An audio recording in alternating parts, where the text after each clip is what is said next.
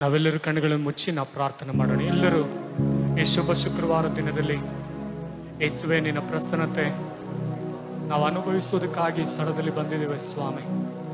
ಆ ಶಿಲುಬೆಯಲ್ಲಿ, ಹೌದು ಸ್ವಾಮಿ, ಆ ಕಲ್ವಾರಿಯಲ್ಲಿ ನಮಗಾಗಿ ಬಾಧಿಸಲ್ಪಟ್ಟಂಥ, ಸಂಕಟಕ್ಕೆ ಒಳಗಾದಂಥ ಯಾವ ಅಂದವೂ ಇಲ್ಲ, ಚಂದವೂ ಇಲ್ಲ, ನೋಡುವುದಕ್ಕೆ ಯಾವ ಲಕ್ಷಣವೂ ಇಲ್ಲ ಇರುವಂಥ ಕರ್ತನೆ, ಈ ಒಂದು ಸಮಯದಲ್ಲಿ ಶಿಲುಬೆಯನ್ನು ದೃಷ್ಟಿಸಿ ನೋಡಿ ಕರ್ತನೆ ನಿಮ್ಮನ್ನು ಸ್ತುತಿಸುವುದಕ್ಕಾಗಿ ನಾನು ಬಂದಿದ್ದೇನೆ ಸ್ವಾಮಿ. ದೇವರೇ, ನಿನ್ನ ಮಹಿಮೆ ನನ್ನ ಮೇಲೆ ಇಳಿದು ಬರಲಿ ಸ್ವಾಂಬುದಾಗಿ ಹೇಳಿ ಬಂದುವಂಥ ನಾವೆಲ್ಲರೂ ಒಂದೇ ಮನಸ್ಸಿನಿಂದ ಹೃದಯದ ಅಂತರಾಳದಿಂದ ಯೇಸುವನ್ನು ನೋಡಿ ನಾವು ಸ್ತೋತ್ರ ಮಾಡೋಣ. ಪರಿಶುದ್ಧನಾದ ದೇವರೇ ನಿಮಗೆ ಸ್ತೋತ್ರ, ಉನ್ನತನಾದ ದೇವರೇ ನಿಮಗೆ ಸ್ತೋತ್ರವಾಗಲಿ ಸ್ವಾಮಿ. ಈ ಒಂದು ಸಮಯದಲ್ಲಿ ನಿಮ್ಮ ಪ್ರಸನ್ನತೆ ಇಳಿದು ಬರಲಿ ಸ್ವಾಮಿ. ಈ ಸ್ಥಳದಲ್ಲಿ ಕೂಡಿ ಬಂದುವಂಥ ಒಬ್ಬೊಬ್ಬರ ಮೇಲೆ ನಿನ್ನ ಪರಿಶುದ್ಧಾತ್ಮವನ್ನು ಸುರಿಸು ಸ್ವಾಮಿ. ದೇವರೇ, ಒಂದು ದೈವಿಕವಾದ ಪ್ರಸನ್ನತೆ ಇಳಿದು ಬರಲಿ ಸ್ವಾಮಿ. ಈ ಒಂದು ಶುಭ ಶುಕ್ರವಾರ ದಿನದಲ್ಲಿ ಹೌದು ಕರ್ತನೆ ಬಂದುವಂಥ ನಿನ್ನ ಮಕ್ಕಳನ್ನು ಸ್ವಾಮಿ, ಬರ್ಲಿಕ್ಕಿರುವಂಥ ನಿನ್ನ ಮಕ್ಕಳ ಮೇಲೆ ನಿನ್ನ ಪರಿಶುದ್ಧಾತ್ಮವನ್ನು ಸುರಿಸು ದೇವರೇ. ಈ ಒಂದು ಆರಾಧನೆಯನ್ನು ಪ್ರಾರಂಭದಿಂದ ಕೊನೆಯವರೆಗೂ ನೀವು ತೆಗೆದು ನಡೆಸಿಕೊಡು ಸ್ವಾಮಿ. ಯೇಸುವಿನ ನಾಮದಲ್ಲಿ ನನ್ನ ಪ್ರಾರ್ಥನೆಯನ್ನು ಕೇಳುತ್ತಂದೆ. ಈ ಶುಭ ಶುಕ್ರವಾರ ದಿನದಲ್ಲಿ ಬಂದಿರುವಂಥ ನಾವೆಲ್ಲರೂ ಕರ್ತನ ಸಮ್ಮುಖದಲ್ಲಿ ಆತನ ಗೊಲ್ಗೊಥಾ ದೃಶ್ಯವನ್ನು ನೋಡುತ್ತಾ ನಾವೆಲ್ಲರೂ ದೇವರನ್ನು ನಾವು ಅಲ್ಪ ಸಮಯದ ಕಾಲ ಆರಾಧಿಸೋಣ. ನಾವಿರುವಂಥ ಸ್ಥಳಗಳಲ್ಲಿ ಎದ್ದು ನಿಂತವರಾಗಿ ನಾವು ಕರ್ತನನ್ನು ಆರಾಧಿಸುವವರಾಗಿ ಕಾಣಲ್ಪಡೋಣ. ಈ ಮುಂಜಾನೆಯಲ್ಲಿ ದೇವರು ನಮಗೆ ಕೊಡಲ್ಪಟ್ಟಂಥ ಒಳ್ಳೆಯ ತರುಣಕ್ಕಾಗಿ ನಾವು ದೇವರಿಗೆ ಸ್ತೋತ್ರವನ್ನು ಸಲ್ಲಿಸೋಣ. ಆತನು ನಮ್ಮ ಮೇಲಿಟ್ಟಿರುವಂಥ ಪ್ರೀತಿ ಅಪಾರವಾದ ಪ್ರೀತಿ ಆಗಿದೆ. ಅದಕ್ಕೋಸ್ಕರವಾಗಿ ಆತನು ಆ ಕಲ್ವಾರಿಯಲ್ಲಿ ನಮಗೋಸ್ಕರವಾಗಿ ಶಿಲುಬೆಯನ್ನು ಆತನು ಒತ್ತವನಾಗಿ ಕಾಣಲ್ಪಡುತ್ತಾ ಇದ್ದಾನೆ. ಈ ವೇಳೆಯಲ್ಲಿ ನಾವೆಲ್ಲರೂ ಆತನ ಗೊಲ್ಗೊಥಾ ದೃಶ್ಯದ ಕಾರ್ಯವನ್ನು ನಮ್ಮ ಕಣ್ಣು ಮುಂದಾಡಿಯಾಗಿ ತಂದು ನಿಲ್ಲಿಸಿ ನಾವು ದೇವರಿಗೆ ಸ್ತೋತ್ರವನ್ನು ಸಲ್ಲಿಸೋಣ. ಎಲ್ಲರೂ ದೇವರನ್ನು ನೋಡಿ, ದೇವರೇ ಅಪ್ಪ ಹೌದು ದೇವನೇ, ನನ್ನ ಮೇಲೆ ಇಟ್ಟಂಥ ಮಹಾ ಪ್ರೇಮಕ್ಕೋಸ್ಕರವಾಗಿ ಸ್ತೋತ್ರ. ಅಪ್ಪ ಹೌದು ದೇವರೇ, ನಮ್ಮ ದಂಡನೆಗಳನ್ನು ದೇವನೇ, ನಾನು ಅನುಭವಿಸಬೇಕಾಗಿರುವಂಥ ದಂಡನೆಗಳನ್ನು ದೇವನೇ, ನಾನು ಪಡಬೇಕಾದ ಪಾಡುಗಳನ್ನು ದೇವನೇ, ನೀನು ನನಗೋಸ್ಕರವಾಗಿ ದೇವನೇ ಅಪ್ಪ ಶಿಲುಬೆಯಲ್ಲಿ ದೇವನೇ ನನಗೋಸ್ಕರವಾಗಿ ದೇವನೇ, ನನ್ನ ಮೇಲಿಟ್ಟಂತ ಪ್ರೀತಿಗೋಸ್ಕರವಾಗಿ ದೇವನೇ, ನಾವು ಪಾಪಿಗಳಾಗಿದ್ದರು ದೇವನೇ ಅಪ್ಪ ಹೌದು ದೇವನೇ, ನಮ್ಮ ಪಾಪಗಳಿಗೋಸ್ಕರವಾಗಿ ದೇವನೇ ಆ ಕಲ್ವಾರಿಯಲ್ಲಿ ದೇವನೇ ನೀನು ನನಗೋಸ್ಕರವಾಗಿ ರಕ್ತವನ್ನು ಸುರಿಸಿದ್ದು ದೇವನೇ, ನನಗೋಸ್ಕರವಾಗಿ ಬಾಸುಂಡೆಗಳನ್ನು ಅಪ್ಪ ಒಡಿಸಿಕೊಂಡಿರೋ ದೇವನೇ, ನನಗೋಸ್ಕರವಾಗಿ ದೇವನೇ ಅಪ್ಪ ಉದರಾಜ ಪಾಪಿಯಾಗಿ ಮಾರಲ್ಪಟ್ಟಿರೋ ದೇವನೇ, ಅದಕ್ಕೋಸ್ಕರವಾಗಿ ಸ್ತೋತ್ರ ಎಂಬುದಾಗಿ ಹೇಳುತ್ತಾ ನಾವೆಲ್ಲರೂ ಬಾಯಿಗಳನ್ನು ತೆರೆದು ದೇವನಿಗೆ ನಮ್ಮ ಹೃದಯದ ಅಂತರಾಳದಿಂದ ನಾವು ದೇವರಿಗೆ ಸ್ತೋತ್ರವನ್ನು ಸಲ್ಲಿಸೋಣ. Hallelujah hallelujah. ಏಕೆಂದರೆ ಆತನು ಆ ಕಲ್ವಾರಿಯಲ್ಲಿ ನಮಗೋಸ್ಕರವಾಗಿ ಎಲ್ಲವನ್ನು ಮಾಡಿ ಮುಗಿಸಿದಂಥ ದೇವನಾಗಿದ್ದಾನೆ. ನಮ್ಮ ಮೇಲಿಟ್ಟಂಥ ಪ್ರೀತಿಗೋಸ್ಕರವಾಗಿ, ನಮ್ಮ ಮೇಲಿಟ್ಟಂಥ ಹಾಲೆಲೂಯ ಪ್ರೇಮಾನುಭವಕ್ಕೋಸ್ಕರವಾಗಿ ಆತ ನಮಗೋಸ್ಕರವಾಗಿ ಆ ಗೊಲ್ಗೊಥಾದಲ್ಲಿ ಎಲ್ಲವನ್ನು ಮಾಡಿ ಮುಗಿಸಿದ್ದಾನೆ. ದೇವನೇ, ನೀನು ನನಗೋಸ್ಕರವಾಗಿ ದೇವನೇ ಎಲ್ಲವನ್ನು ಮಾಡಿ ಮುಗಿಸಿದ್ಯಾ ದೇವನೇ ಅಪ್ಪ ಹೌದು ರಾಜ, ನೀನು ನನಗೋಸ್ಕರವಾಗಿ ಸುರಿಸಿದಂಥ ರಕ್ತಕ್ಕೋಸ್ಕರವಾಗಿ ಸ್ತೋತ್ರ. ಅಪ್ಪ ಹೌದು ದೇವನೇ, ನನಗೋಸ್ಕರವಾಗಿ ನೀನು ಪಟ್ಟಂತ ಪಾಡುಗಳಿಗಾಗಿ ಸ್ತೋತ್ರ ದೇವನೇ ಎಂಬುದಾಗಿ ಹೇಳಿ ನಮ್ಮ ಹೃದಯದ ಅಂತರಾಳದ ದೇವರಿಗೆ ಸ್ತೋತ್ರವನ್ನು ಸಲ್ಲಿಸೋಣ. ಯಾರು ಸುಮ್ಮನೆ ಇರುವುದು ಬೇಡ. ನಾವಿರುವಂತ ಸ್ಥಳಗಳಲ್ಲಿ ನಾವೆಲ್ಲರೂ ಎದ್ದು ನಿಂತವರಾಗಿ ದೇವರಿಗೆ ನಾವು ಸ್ತೋತ್ರವನ್ನು ಸಲ್ಲಿಸೋಣ. ಅಲ್ಪ ಸಮಯದ ಕಾಲ ನಾವು ದೇವರಿಗೆ ಘನವನ್ನು ಸಲ್ಲಿಸೋಣ. ಅಲ್ಪ ಸಮಯದ ಕಾಲ ದೇವರನ್ನು ನಾವು ಆರಾಧಿಸೋಣ. ನಮ್ಮ ಹೃದಯವನ್ನು ಬಿಚ್ಚಿ ದೇವರಿಗೆ ಸ್ತೋತ್ರವನ್ನು ಸಲ್ಲಿಸೋಣ. ಹಾಲೆಲೂಯಾ, ನಿಮಗೆ ಸ್ತೋತ್ರ ಸ್ತೋತ್ರ ಸ್ತೋತ್ರ ಸ್ತೋತ್ರ ದೇವನೇ. ಹಾಲೆಲೂಯಾ, ನಿಮಗೆ ಸ್ತೋತ್ರ ದೇವನೇ. ಹಾಲೆಲೂಯಾ. ಗೊಲ್ಗೊಥಾ ದೃಶ್ಯವು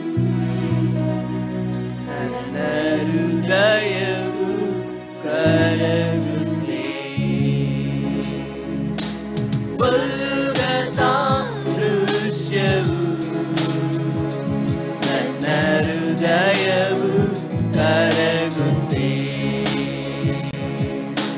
ಕಣ್ಣೀರು ಹರಿಯುತ್ತೆ ಮಹಾವೇದನೆ ಗಾಯದಿಂದ ಕಣ್ಣೀರು ಹರಿಯುತ್ತೆ ಮಹಾವೇದನೆ ಗಾಯದಿಂದ ಗೊಲ್ಗೊಥಾ ದೃಶ್ಯವು ನನ್ನ ಹೃದಯವು ಕರಗುತ್ತೆ. ಎಲ್ಲರೂ ಆ ಕಲ್ವಾರಿಯನ್ನ ಕಣ್ಣಿನ ಮುಂದಗಡೆ ತಂದು ನಿಲ್ಲಿಸಿದವರಾಗಿ ನಾವು ದೇವರನ್ನು ನೋಡಿ ಹೇಳೋಣ. ನನ್ನ ಹೃದಯವು ಕರಗುತ್ತೆ ಗಾಯ ಪಟ್ಟ ಕೈಗಳು ರಕ್ತ ಬೆವರು ಹರಿಯುವ ಅಂಗವು ಸಹಿಸಲಾರದ ಹಿಂಸೆಯಲ್ಲಿ ಗಾಯ ಪಟ್ಟ ಕೈಗಳು ರಕ್ತ ಬೆವರು ಹರಿಯುವ ಅಂಗವು ಸಹಿಸಲಾರದ ಹಿಂಸೆಯಲ್ಲಿ ಹಿಂಸೆ ದುಃಖ ವೇದನೆ ಯಾತನೆ ಹಿಂಸೆ ದುಃಖ ವೇದನೆ ಯಾತನೆ ಸಹಿಸುವ ನನ್ನ ದೇವರೇ ನಮ್ಮ ಪಾಪದಿಂದ ಗೊಲ್ಗೊಥಾ ದೃಶ್ಯವು ನನ್ನ ಹೃದಯವು ಕರಗುತ್ತೆ ಗೊಲ್ಗೊಥಾ ದೃಶ್ಯವು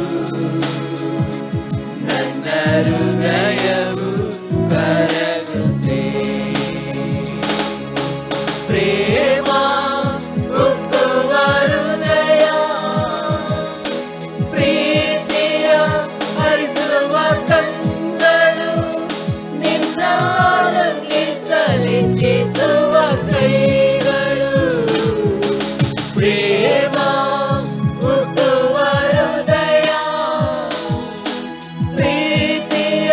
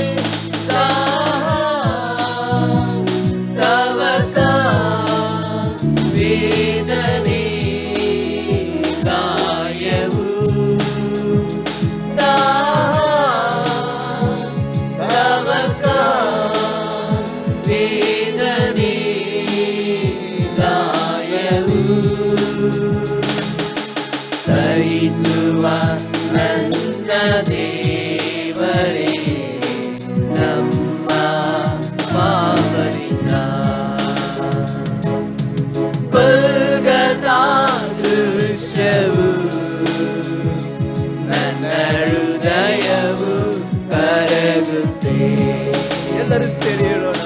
ಗೊಲ್ಗೊಥಾ ದೃಶ್ಯವು ನನ್ನ ಹೃದಯವು ಕರಗುತ್ತೆ,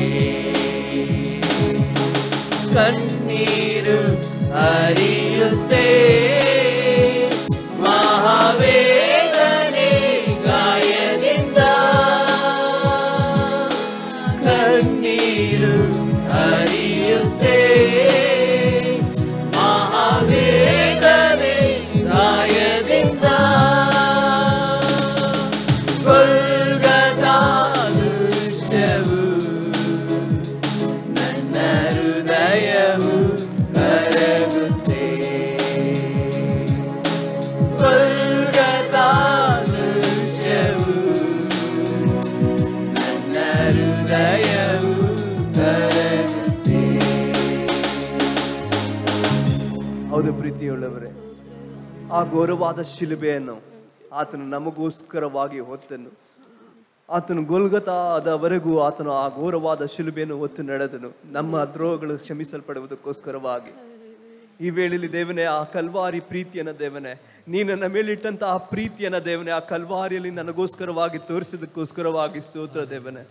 ಬದಲಿಗೇನು ನಾನು ಕೊಡಲಿ ಎಂಬುದಾಗಿ ಅಪ್ಪ ಹೌದು ರಾಜ ಭಕ್ತನು ಕೇಳುವಂತ ಸಮಯದಲ್ಲಿ ದೇವನೇ, ನಿಮ್ಮ ಹೃದಯಗಳನ್ನ ದೇವನೇ ಕರ್ತನಿಗೆ ಸಮರ್ಪಿಸಿರಿ ಎಂಬುದಾಗಿ ಹೇಳುವ ರೀತಿಯಲ್ಲಿ ದೇವನೇ, ಮನ ಮುರುಗಿದವರಾಗಿ ದೇವನೇ ನಿನ್ನ ಸಮ್ಮುಖದಲ್ಲಿ ಬರ್ತಾ ಇದ್ದೀವಿ ದೇವನೇ.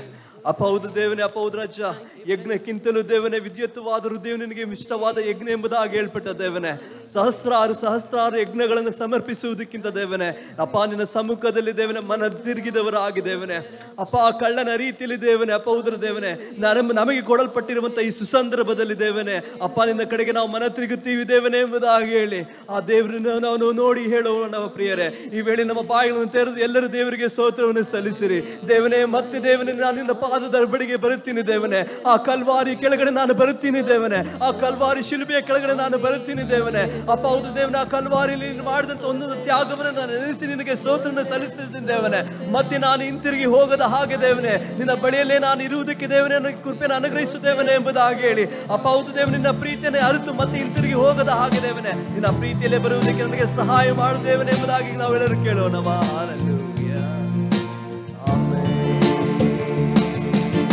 ಕಲ್ವಾರಿಯ ಪ್ರೀತಿಯ ನೆನೆದಾಗ ಮನ ಕರಗಿದೆ, ಏಸಯ್ಯ ನಿನ್ನ ತ್ಯಾಗಕ್ಕೆ ಈ ಜೀವ ತಲೆಬಾಗಿದೆ. ಕಲ್ವಾರಿಯ ಪ್ರೀತಿಯ ನೆನೆದಾಗ ಮನ ಕರಗಿದೆ, ಏಸಯ್ಯ ನಿನ್ನ ತ್ಯಾಗಕ್ಕೆ ಈ ಜೀವ ತಲೆಬಾಗಿದೆ. ಘೋರ ಘೋರ ಘೋರ ಆ ಶಿಲುಬೆಯ ಮರಣ ಘೋರ, ಬಾರ ಬಾರ ಬಾರ ನನ್ನ ಹೃದಯದಿ ಬಾರ. ಘೋರ ಘೋರ ಘೋರ ಆ ಶಿಲುಬೆಯ ಮರಣ ಘೋರ, ಬಾರ ಬಾರ ಬಾರ ನನ್ನ ಹೃದಯದಿ ಬಾರ. ಕಲ್ವಾರಿಯ ಪ್ರೀತಿಯ ನೆನೆದಾಗ ಮನ ಕರಗಿದೆ, ಏಸಯ್ಯ ನಿನ್ನ ತ್ಯಾಗಕ್ಕೆ ಈ ಜೀವ ತಲೆಬಾಗಿದೆ. ಕಲ್ವಾರಿಯ ಪ್ರೀತಿಯ ಓ ಯೇಸುವೇ, ನಿನ್ನ ಈ ಪ್ರೀತಿಯರಿಯೇ ಈ ಲೋಕದ ಪಾಪವ ಹೊತ್ತ ಕುರಿಯೇ. ಓ ಯೇಸುವೇ, ನಿನ್ನ ಈ ಪ್ರೀತಿಯರಿಯೇ ಈ ಲೋಕದ ಪಾಪವ ಹೊತ್ತ ಕುರಿಯೇ. ನಾ ಪಡೆದ ಶಾಪ ಈ ಹೊತ್ತು ನಡೆದೆ, ಆ ಶಿಲುಬೆಯಲ್ಲಿ ಮರಣವ ಸಹಿಸಿದೆ. ಓ ಯೇಸು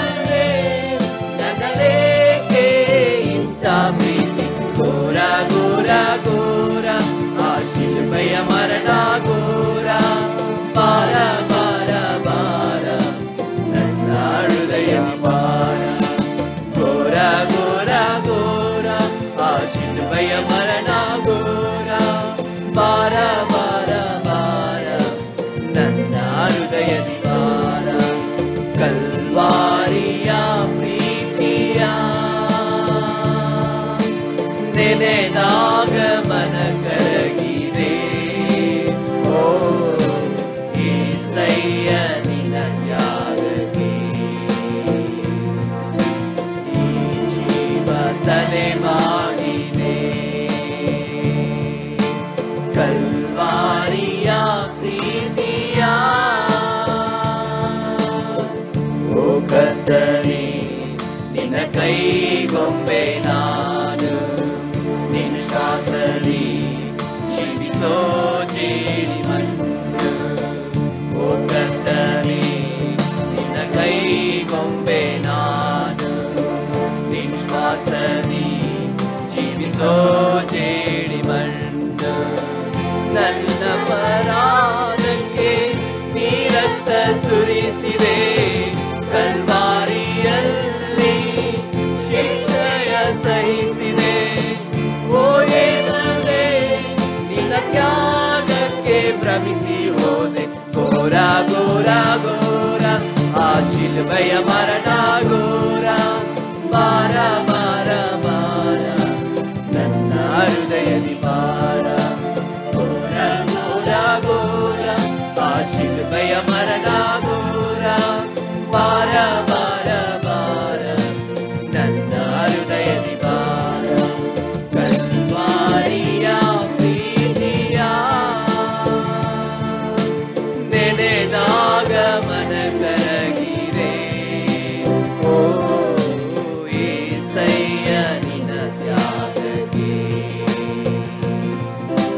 ಈ ಜೀವ ತಲೆಬಾಗಿದೆ. ಕಲ್ವಾರಿಯ ಪ್ರೀತಿಯ ನೆನೆದಾಗ ಮನ ಕರಗಿದೆ. ಓ ಏಸಯ್ಯ ನಿನ್ನ ತ್ಯಾಗಕ್ಕೆ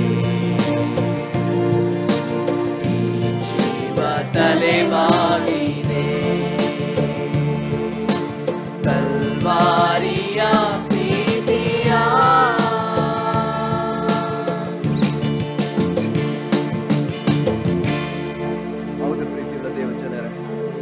ನೀತಿವಂತರಿಗೋಸ್ಕರವಾಗಿ ಪ್ರಾಣ ಕೊಡಲಿಕ್ಕೆ ಯಾರಾದರೂ ಮುಂದೆ ಬರುತ್ತಾರೆ.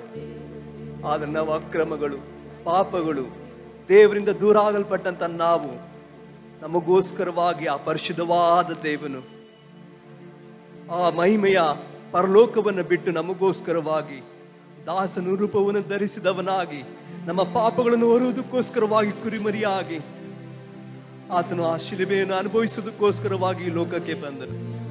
ಈ ಪಾಪಿಗಳಿಗೋಸ್ಕರವಾಗಿ, ನನಗೋಸ್ಕರವಾಗಿ, ನಿನಗೋಸ್ಕರವಾಗಿ ಆತನು ಆ ಕಲ್ವಾರಿಯಲ್ಲಿ ತನ್ನ ರಕ್ತವನ್ನು ಸುರಿಸಿದನು.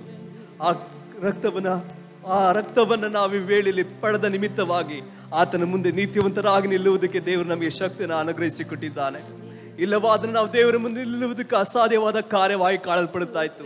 ನಾವು ದೇವರಿಂದ ಬಹು ದೂರವಾಗಿ ಕಾಣಲ್ಪಟ್ಟೆವು. ಆದರೆ ದೇವರು ಸುರಿಸಿದ ಆ ರಕ್ತದ ನಿಮಿತ್ತವಾಗಿ ಆತನ ಮಕ್ಕಳಾಗುವುದಕ್ಕೆ ದೇವರು ನಮಗೆ ಅಧಿಕಾರವನ್ನು ಕೊಟ್ಟನು. ಈ ಕಾರ್ಯವನ್ನು ನೆನೆಸಿ ನಾವು ಕರಗಳನ್ನು ತಟ್ಟಿ ದೇವರಿಗೆ ಸ್ತೋತ್ರವನ್ನು ಸಲ್ಲಿಸೋಣ. ಹಾಲೆಲೂಯಾ. ಸ್ತೋತ್ರ ಸ್ತೋತ್ರ ಸ್ತೋತ್ರ ಸ್ತೋತ್ರ ಸ್ತೋತ್ರ ದೇವನೇ, ನಿಮಗೆ ಸ್ತೋತ್ರ ದೇವನೇ. ಹಾಲೆಲೂಯಾ. ನನಗಾಗಿ ಎಲ್ಲವ ಮಾಡಿ ಮುಗಿಸಿದನು ಯೇಸು ಎಂಬಂತ ಹಾಡನ್ನು ಹಾಡಿ ನಾವು ದೇವರ ನಾಮವನ್ನು ಘನಪಡಿಸೋಣ. ನನಗಾಗಿ ಎಲ್ಲವ ಮಾಡಿ ಮುಗಿಸಿದನು, ನನಗಾಗಿ ಎಲ್ಲವ ಮಾಡಿ ಮುಗಿಸಿದನು. ಯೇಸು ಯೇಸು ಯೇಸು ನನ್ನ ಯೇಸು. ಹಲ್ಲೆಲೂಯಾ. ಯೇಸು ಯೇಸು ಯೇಸು ನನ್ನ ಯೇಸು. ನನಗಾಗಿ ಎಲ್ಲವ ಮಾಡಿ ಮುಗಿಸಿದನು, ನನಗಾಗಿ ಎಲ್ಲವ ಮಾಡಿ ಮುಗಿಸಿದನು. ತಂದೆಯ ಚಿತ್ತವ ನೆರವೇರಿಸಿ ಲೋಕದ ಪಾಪವ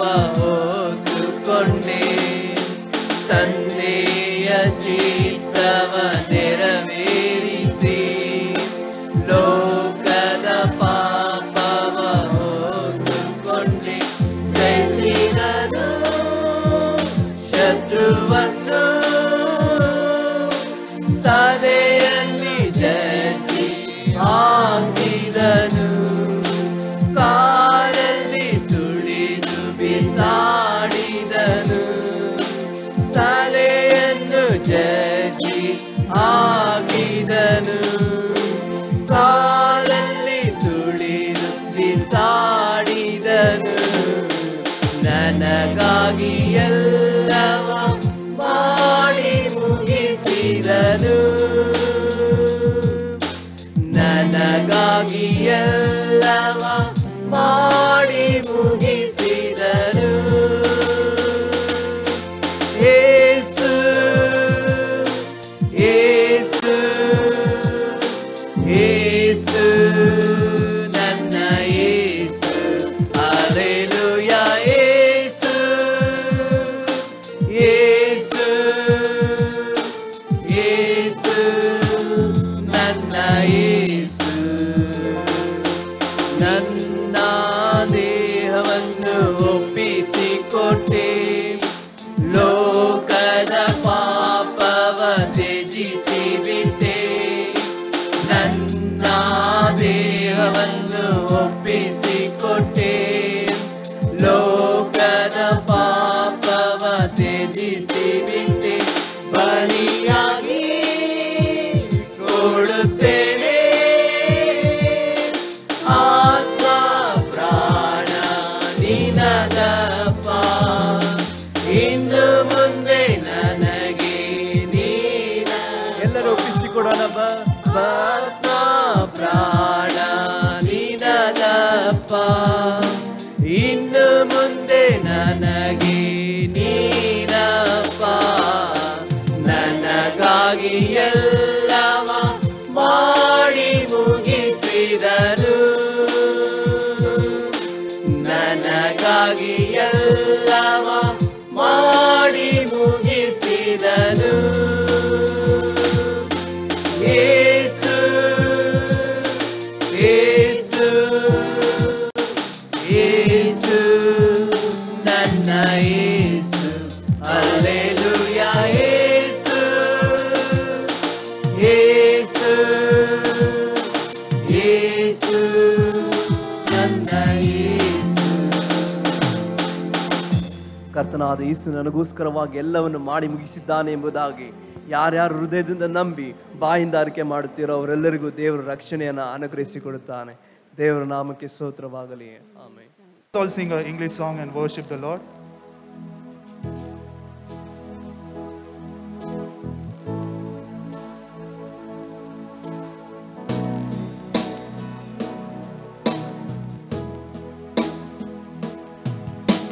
Light of the world, you step down into darkness. Open my eyes, let me see. Beauty that made this heart adore you. Open my life with you. Here I am to worship. Here I am to bow down. Here I am to say that you're my God. You're altogether lovely, altogether worthy, altogether wonderful to me. King of all days, oh so highly exalted, glorious in heaven above. Humbly you came to the earth you created, all for love's sake became poor. Here I am to worship, here I am to bow down, here I am to say that you're my God. You're altogether lovely, altogether worthy, altogether wonderful to me. I'll never know how much it costs to see my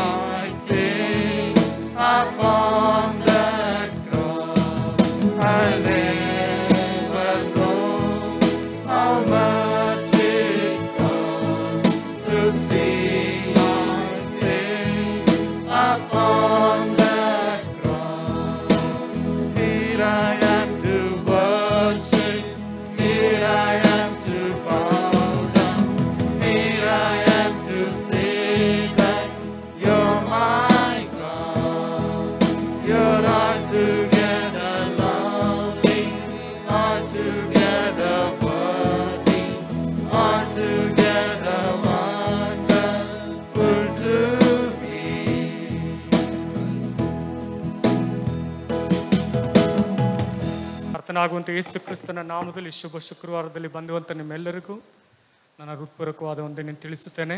ರೀತಿಯಾಗಿ ನಾಳೆ ಶನಿವಾರ ಸಂಜೆ ಸರಿಯಾಗಿ 6:30ಯಿಂದ 7:30ವರೆಗೂ ಚರ್ಚಲ್ಲಿ ಒಂದು ಆರಾಧನೆ ಇರುತ್ತದೆ. ದಯಮಾಡಿ ನೀವು ಅದರಲ್ಲಿ ಭಾಗವಹಿಸಬೇಕಾಗಿ ನಿಮ್ಮನ್ನು ಕೇಳಿಕೊಳ್ಳುತ್ತೇನೆ. ಭಾನುವಾರ ಈಸ್ಟರ್ ಸರ್ವಿಸ್ SPK ಇದೇ ಕನ್ವೆನ್ಷನ್ ಹಾಲ್ನಲ್ಲಿ ಮೇಲ್ಗಡೆ ಇರುತ್ತದೆ. ಮೊದಲನೇ ಆರಾಧನೆ ಬೆಳಗ್ಗೆ 6:30ಯಿಂದ 8 ಗಂಟೆವರೆಗೂ ಇರುತ್ತದೆ. ಎರಡನೇ ಆರಾಧನೆ 8:30ರಿಂದ 10 ಗಂಟೆವರೆಗೂ ಇರುತ್ತದೆ. ದಯಮಾಡಿ ಗಮನಿಸಿ, Easter service SPK convention hall ಇದರಲ್ಲೇ ಇರುತ್ತದೆ. ಮತ್ತು ಕೆಳಗೆ ಇಲ್ಲಿರೋದಿಲ್ಲ, ಮೇಲ್ಗಡೆ ಇರುತ್ತದೆ. ಮೊದಲನೇ ಆರಾಧನೆ 6:30ಗೆ ಪ್ರಾರಂಭವಾಗುತ್ತದೆ.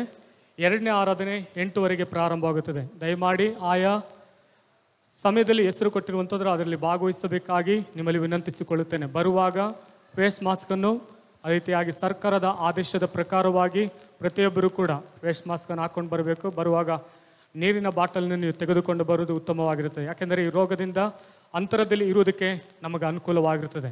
ಆದ್ದರಿಂದ ದಯಮಾಡಿ ನೀವು ಇದರೆಲ್ಲ ಸಹಕರಿಸಬೇಕಾಗಿ ನಿಮ್ಮಲ್ಲಿ ವಿನಂತಿಸಿಕೊಳ್ಳುತ್ತೇನೆ. ಈ ಒಂದು ಸಮಯದಲ್ಲಿ ಈ ಒಂದು ಸಂದೇಶಕ್ಕಾಗಿ ನಮ್ಮದುವಂಥ ಪಾಸ್ಟರ್ ರಾಜು ಅವರು ಬಂದು ಪ್ರಾರ್ಥನೆ ಮಾಡ್ತಾರೆ.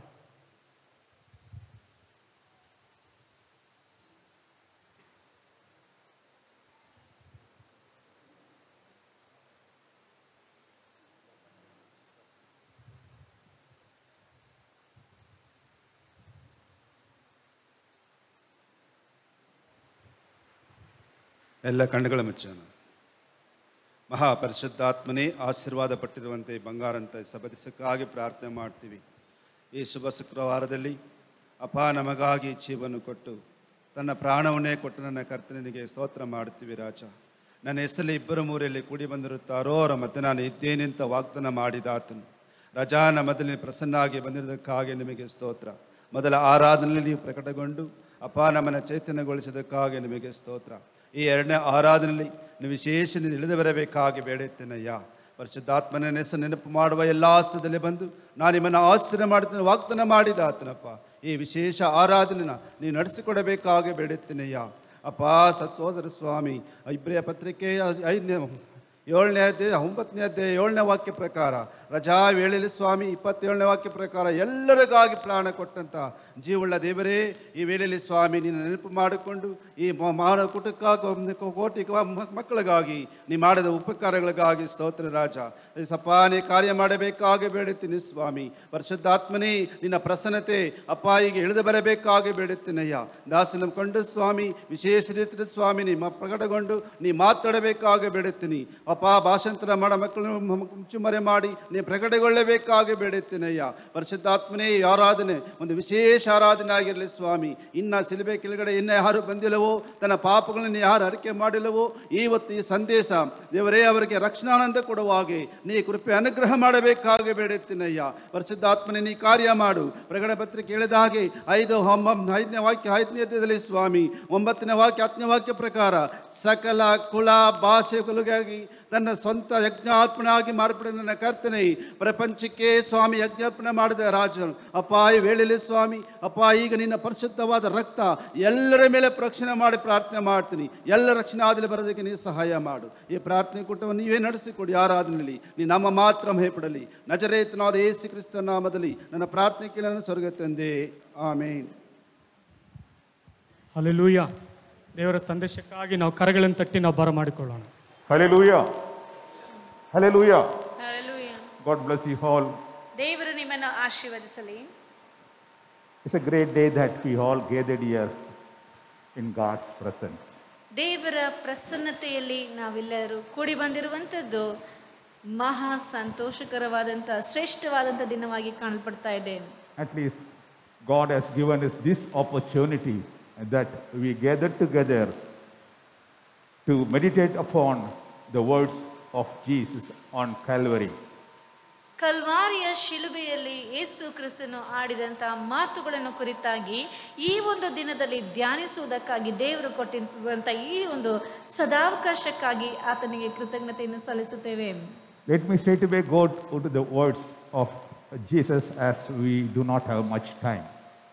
ನಮಗೆ ಹೆಚ್ಚು ಸಮಯವಿಲ್ಲದೆ ಇರುವುದರಿಂದ ದೇವರು ಆಡಿದಂಥ ಆ ಕಲ್ವಾರಿಯ ಮಾತುಗಳನ್ನು ಕುರಿತಾಗಿ ಗಮನಿಸೋಣ. The first word of Jesus that we can see in Luke chapter 23 verse 34. Turn to your Bible, Luke chapter 23 verse 34. Father, forgive them, for they know not what they do. And they divided his garments and cast lots. ಲೂಕನು ಬರೆದ ಸುವಾರ್ತೆ 23ನೇ ಅಧ್ಯಾಯ 34ನೇ ವಾಕ್ಯದಲ್ಲಿ ಯೇಸು ಕ್ರಿಸ್ತನು ಶಿಲುಬೆಯಲ್ಲಿ ಆಡಿದಂಥ ಮೊದಲನೆಯ ಮಾತು ಉಲ್ಲೇಖವಾಗಿದೆ. ಆಗ ಯೇಸು, ತಂದೆಯೇ, ಅವರಿಗೆ ಕ್ಷಮಿಸು, ತಾವು ಏನು ಮಾಡುತ್ತೇವೆಂಬುದನ್ನು ಅರಿಯರು ಅಂದನು. ಆಮೇಲೆ ಆತನು ಬಟ್ಟೆಗಳನ್ನು ಪಾಲು ಮಾಡಿ ಚೀಟು ಹಾಕಿದರು. This word we must have heard it from our birth. Many of us would have heard it from our birth, or many of you must have heard it more than, under maybe 10 years or 15 years or 20 years.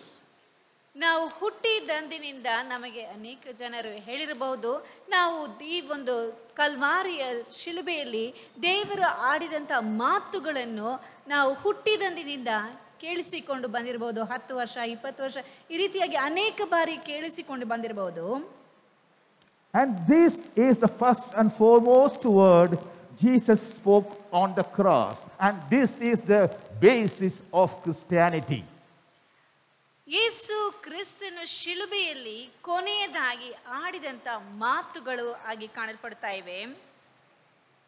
When God was asked how much you love us, Jesus said, I love you so much.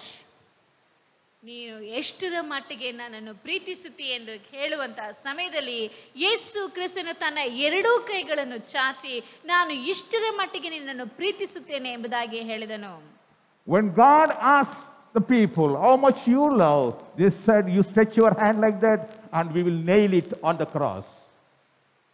ದೇವರು ಜನರನ್ನು ಕೇಳುವಾಗ ನೀನು ಎಷ್ಟರ ಮಟ್ಟಿಗೆ ಪ್ರೀತಿಸುತ್ತಿ ಎಂದು ಕೇಳುವಂತಹ ಸಮಯದಲ್ಲಿ ಆತನ ಎರಡೂ ಕೈಗಳನ್ನು ಚಾಚಿ ಅದಕ್ಕೆ ಮೊಳೆಗಳನ್ನು ಹೊಡೆದು ಶಿಲುಬೆಯಲ್ಲಿ ಜಡಿಯುವಷ್ಟು ಪ್ರೀತಿಸುತ್ತೇನೆ ಎಂಬುದಾಗಿ ಹೇಳುತ್ತಾರೆ. For God so loved the world, he gave his only begotten Son to be crucified on the cross. ದೇವರು ಲೋಕದ ಮೇಲೆ ಎಷ್ಟೋ ಪ್ರೀತಿಯನ್ನಿಟ್ಟು ತನ್ನ ಒಬ್ಬನೇ ಮಗನನ್ನು ಈ ಲೋಕಕ್ಕೆ ಕೊಟ್ಟನು. ಯಾಕೆಂದರೆ ಆತನನ್ನು ನಮಗೋಸ್ಕರವಾಗಿ ಶಿಲುಬೆಗೆ ಜಡಿಯಲ್ಪಡುವುದಕ್ಕಾಗಿ ಕೊಟ್ಟನು. And our hate was so much that we crucified the Son of God on the cross. ನಾವು ಮನುಷ್ಯ ಕುಮಾರನಾಗಿರುವಂತ ಯೇಸು ಕ್ರಿಸ್ತನನ್ನು ಶಿಲುಬೆಗೆ ಹಾಕುವಷ್ಟು ಮಟ್ಟಿಗೆ ಇಳಿದೆವು. Without forgiveness, my dear friend, there is no salvation to the humankind.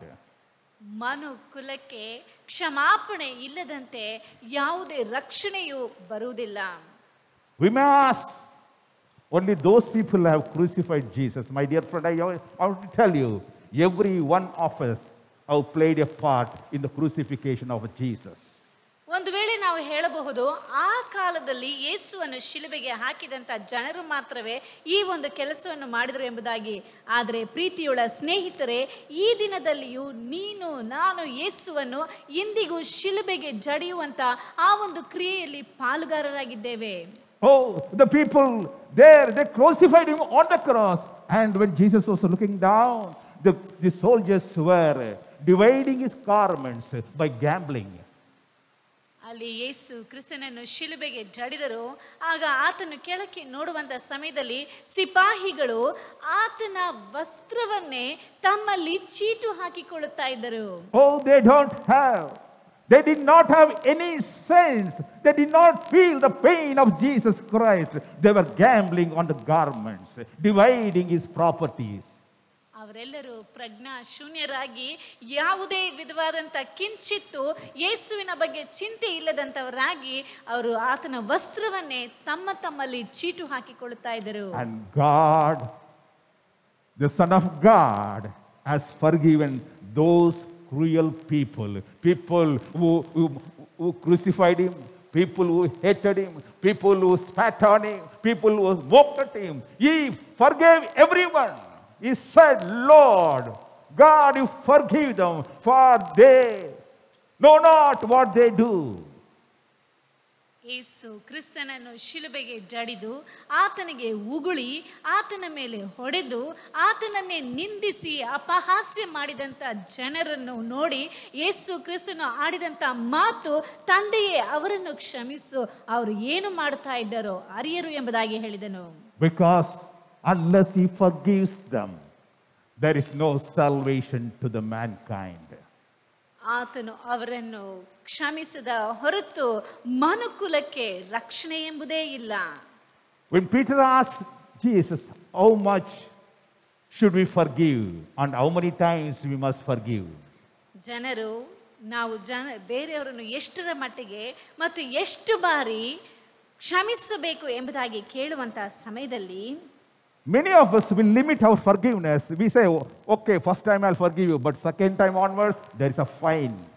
ನಾವು ಅನೇಕ ಬಾರಿ ನಾನು ಮೊದಲನೇ ಬಾರಿ ನಿನ್ನನ್ನು ಕ್ಷಮಿಸುತ್ತೇನೆ, ಆದರೆ ಎರಡನೇ ಬಾರಿ ಆಮೇಲೆಲ್ಲ ಈ ರೀತಿಯಾಗಿ ತಪ್ಪು ಮಾಡಿದರೆ ನಿಮಗೆ ಶಿಕ್ಷೆಯುಂಟು ಇಲ್ಲವೇ ದಂಡ ಉಂಟು ಎಂಬುದಾಗೆಲ್ಲ ನಾವು ಹೇಳುತ್ತೇವೆ. But Jesus said, you forgive people 70 times of 7. You forgive so many times. There is endlessly you forgive them, and there is no limitation for forgiveness, because no sin that is as bad that cannot be forgiven. ಯೇಸು ಕ್ರಿಸ್ತನು ಅದಕ್ಕೆ ಕೊಟ್ಟಂತ ಉತ್ತರವು, ನೀವು ಅವರನ್ನು ಅನೇಕ ಬಾರಿ ಪ್ರತಿ ಬಾರಿಯೂ ಕ್ಷಮಿಸಬೇಕು, 70 ಬಾರಿ ಕ್ಷಮಿಸಬೇಕು ಎಂಬುದಾಗಿ ಹೇಳ್ತಾನೆ. ಯಾಕೆಂದರೆ ಕ್ಷಮಿಸಲ್ಪಡುವುದಕ್ಕೆ ಸಾಧ್ಯವೇ ಇಲ್ಲವಾದಂತ ದೊಡ್ಡ ಪಾಪ ಯಾವುದೂ ಇಲ್ಲ. No sin is greater that Jesus cannot forgive, and no sinner is that bad that Jesus cannot forgive. ಯಾವುದೇ ಪಾಪವು ಯೇಸು ಕ್ರಿಸ್ತನು ಕ್ಷಮಿಸಲ್ಪಡದೆ ಇರುವುದಕ್ಕೆ ಯಾವುದೇ ಪಾಪವು ದೊಡ್ಡದಲ್ಲ, ಮತ್ತು ಯೇಸು ಕ್ರಿಸ್ತನು ಕ್ಷಮಿಸಲ್ಪಡದೆ ಇದಕ್ಕೆ ಯಾವ ವ್ಯಕ್ತಿಯು ಅಷ್ಟು ದೊಡ್ಡ ಪಾಪಿಷ್ಟನೂ ಅಲ್ಲ. I received a WhatsApp message yesterday saying that one of my friends has sent that in our religion we don't forgive sin because the karma has to take place and that fellow has to be punished for the sin he commits. Even he said, even God cannot forgive the sinner because the karma is more than God. ಇವರಿಗೆ ಒಂದು WhatsApp message ಅಲ್ಲಿ ಬಂದಿತ್ತು. ಅದರಲ್ಲಿ ಹೇಳುವಂತ ಮಾತು, ಯಾವುದೇ ಒಬ್ಬ ವ್ಯಕ್ತಿಯು ಪಾಪ ಮಾಡಿರುವುದಾದ್ರೆ ಅವನಿಗೆ ಕ್ಷಮಾಪಣೆ ಇಲ್ಲ. ನಮ್ಮ ಧರ್ಮದ ಪ್ರಕಾರ ಅದು ಅವನಿಗೆ ಕ್ಷಮಾಪಣೆ ಇಲ್ಲ. ಯಾಕೆಂದರೆ ಅವನು ಕ್ಷಮಾಪಣೆ ಮಾಡುವುದಾದ್ರೆ ಅದನ್ನು ಮತ್ತೆ ಮತ್ತೆ ಮಾಡುತ್ತಾನೆ. ಆದ್ದರಿಂದ ಅವನಿಗೆ ಕ್ಷಮೆ ಎನ್ನುವುದೇ ಇರುವುದಿಲ್ಲ. ಅದಕ್ಕೆ ಪ್ರತಿಯಾಗಿ ಅವನು ಮಾಡಿದಂಥ ಕರ್ಮ ಫಲವನ್ನು ಅವನು ಅನುಭವಿಸಲೇಬೇಕು. ಆ ರೀತಿಯಾಗಿ ಇದೆ. ಮತ್ತು ದೇವರಿಗೂ ಸಹ ಅವನ ಪಾಪವನ್ನು ಕ್ಷಮಿಸುವುದಕ್ಕೆ ಯಾವುದೇ ಅಧಿಕಾರವಿಲ್ಲ. ಯಾಕೆಂದರೆ ಕರ್ಮ ಫಲ ಎಂಬುದು ಇದೆ, ಕರ್ಮವು ಅದಕ್ಕಿಂತ ದೊಡ್ಡದು ಎಂಬುದಾಗಿ ಅವರು ಹೇಳಿದರು. My dear friend, but here is a God who, while dying on the cross, he said, Lord, forgive these people, for they know not what they do, because forgiveness gives salvation. ಆದರೆ ಇಲ್ಲಿರುವಂತ ನಮ್ಮ ದೇವರು, ಆತನು ಶಿಲುಬೆಯಲ್ಲಿ ಜಡಿಯಲ್ಪಟ್ಟಂತ ಆ ಒಂದು ಸಮಯದಲ್ಲಿಯೂ ತನ್ನ ಜನರನ್ನು ನೋಡಿ ಅವರು ಮನಮರುಗಿ ತನ್ನ ದೇವರಲ್ಲಿ ಹೇಳುವಂತ ಮಾತು, ತಂದೆಯೇ ಇವರನ್ನು ಕ್ಷಮಿಸು, ಇವರು ಏನು ಮಾಡ್ತಾ ಇದ್ದಾರೋ ಅರಿಯರು ಎಂಬುದಾಗಿ. ಯಾಕೆಂದರೆ ಕ್ಷಮಾಪಣೆ ಇಲ್ಲದಂತೆ ರಕ್ಷಣೆಯು ಉಂಟಾಗುವುದಿಲ್ಲ. All sinners can receive forgiveness because Jesus has given forgiveness. He is a God who can forgive sin. ಎಲ್ಲಾ ಪಾಪಿಗಳು ಕ್ಷಮಾಪಣೆಯನ್ನು ಪಡೆದುಕೊಳ್ಳುವುದಕ್ಕೆ ಶಕ್ತನು. ಯಾಕೆಂದರೆ ಯೇಸು ಕ್ರಿಸ್ತನು ಶಿಲುಬೆಯಲ್ಲಿ ಪ್ರತಿಯೊಬ್ಬರನ್ನು ಆತನು ಕ್ಷಮಿಸಿದ್ದಾನೆ. He wants his disciples, his people also to forgive others. That's why he said in the Lord's Prayer, he said, forgive our sin as we forgive those who trespass against us. That is the Lord's Prayer. ಯೇಸು ಕ್ರಿಸ್ತನು ಶಿಷ್ಯರಾಗಿರುವಂತ ನಾವು ಸಹ ಬೇರೆಯವರನ್ನು ಕ್ಷಮಿಸಬೇಕೆಂಬುದಾಗಿ ಆತನೇ ಹೇಳ್ತಾನೆ. ಆದ್ದರಿಂದಲೇ ಕರ್ತನು ಕಲಿಸಿಕೊಟ್ಟಂತ ಪ್ರಾರ್ಥನೆಯಲ್ಲಿ ಆತನೇ ಹೇಳುವಂಥದ್ದು, ತಂದೆಯೇ ನಮಗೆ ತಪ್ಪು ಮಾಡಿರುವಂಥವರನ್ನು ಕ್ಷಮಿಸುವಂತ ರೀತಿಯಲ್ಲಿ ನಮ್ಮ ತಪ್ಪುಗಳನ್ನು ಕ್ಷಮಿಸು ಎಂಬುದಾಗಿ ಹೇಳ್ತಾನೆ. Our God is a God of forgiveness, and we, his disciples, we should also forgive others. We see Staines, the widow of Staines, forgive her husband's murderers.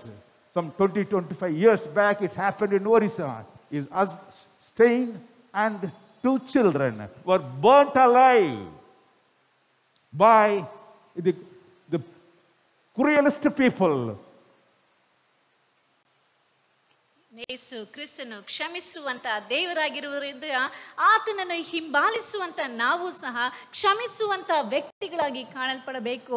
ಒರಿಸ್ಸಾದಲ್ಲಿ 20-25 ವರ್ಷಗಳ ಹಿಂದೆ ನಡೆದಂತ ಒಂದು ಘಟನೆಯು ಸ್ಟೇನ್ಸ್ ಎನ್ನುವಂತ ಮಿಷನರಿ ಮತ್ತು ಅವರ 2 ಮಕ್ಕಳನ್ನು ಕೊಲೆ ಮಾಡಿದಂತ ಆ ಜನರನ್ನೇ, ಅಂಥ ಕಟುಕರನ್ನೇ, ಕ್ರೂರಿಗಳನ್ನೇ ಆ ಸ್ಟೇನ್ಸ್ ಅವರ ಹೆಂಡತಿಯವರು ಕ್ಷಮಿಸಿದರು. ಅವರು ಯೇಸು ಕ್ರಿಸ್ತನ ಕ್ಷಮಾಪಣೆಯ ಗುಣವನ್ನು ಅಲ್ಲಿ ಮೆರೆದರು. Let's show the love of Jesus Christ to others. Let's read Matthew chapter 5 verse 44. It says, "Love your enemies, bless those who curse you, do good to those who hate you, and pray for those who spitefully use you and persecute you." Love your enemies. Show this love of Jesus Christ to others.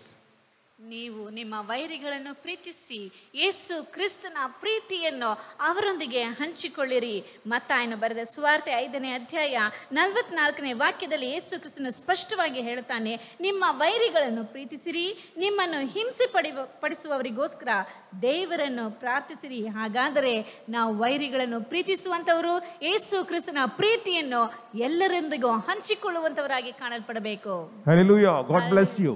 ದೇವರು ನಿಮ್ಮನ್ನು ಆಶೀರ್ವದಿಸಲಿ. Then we'll go to the second word that we can read in Luke chapter 23 verse 43.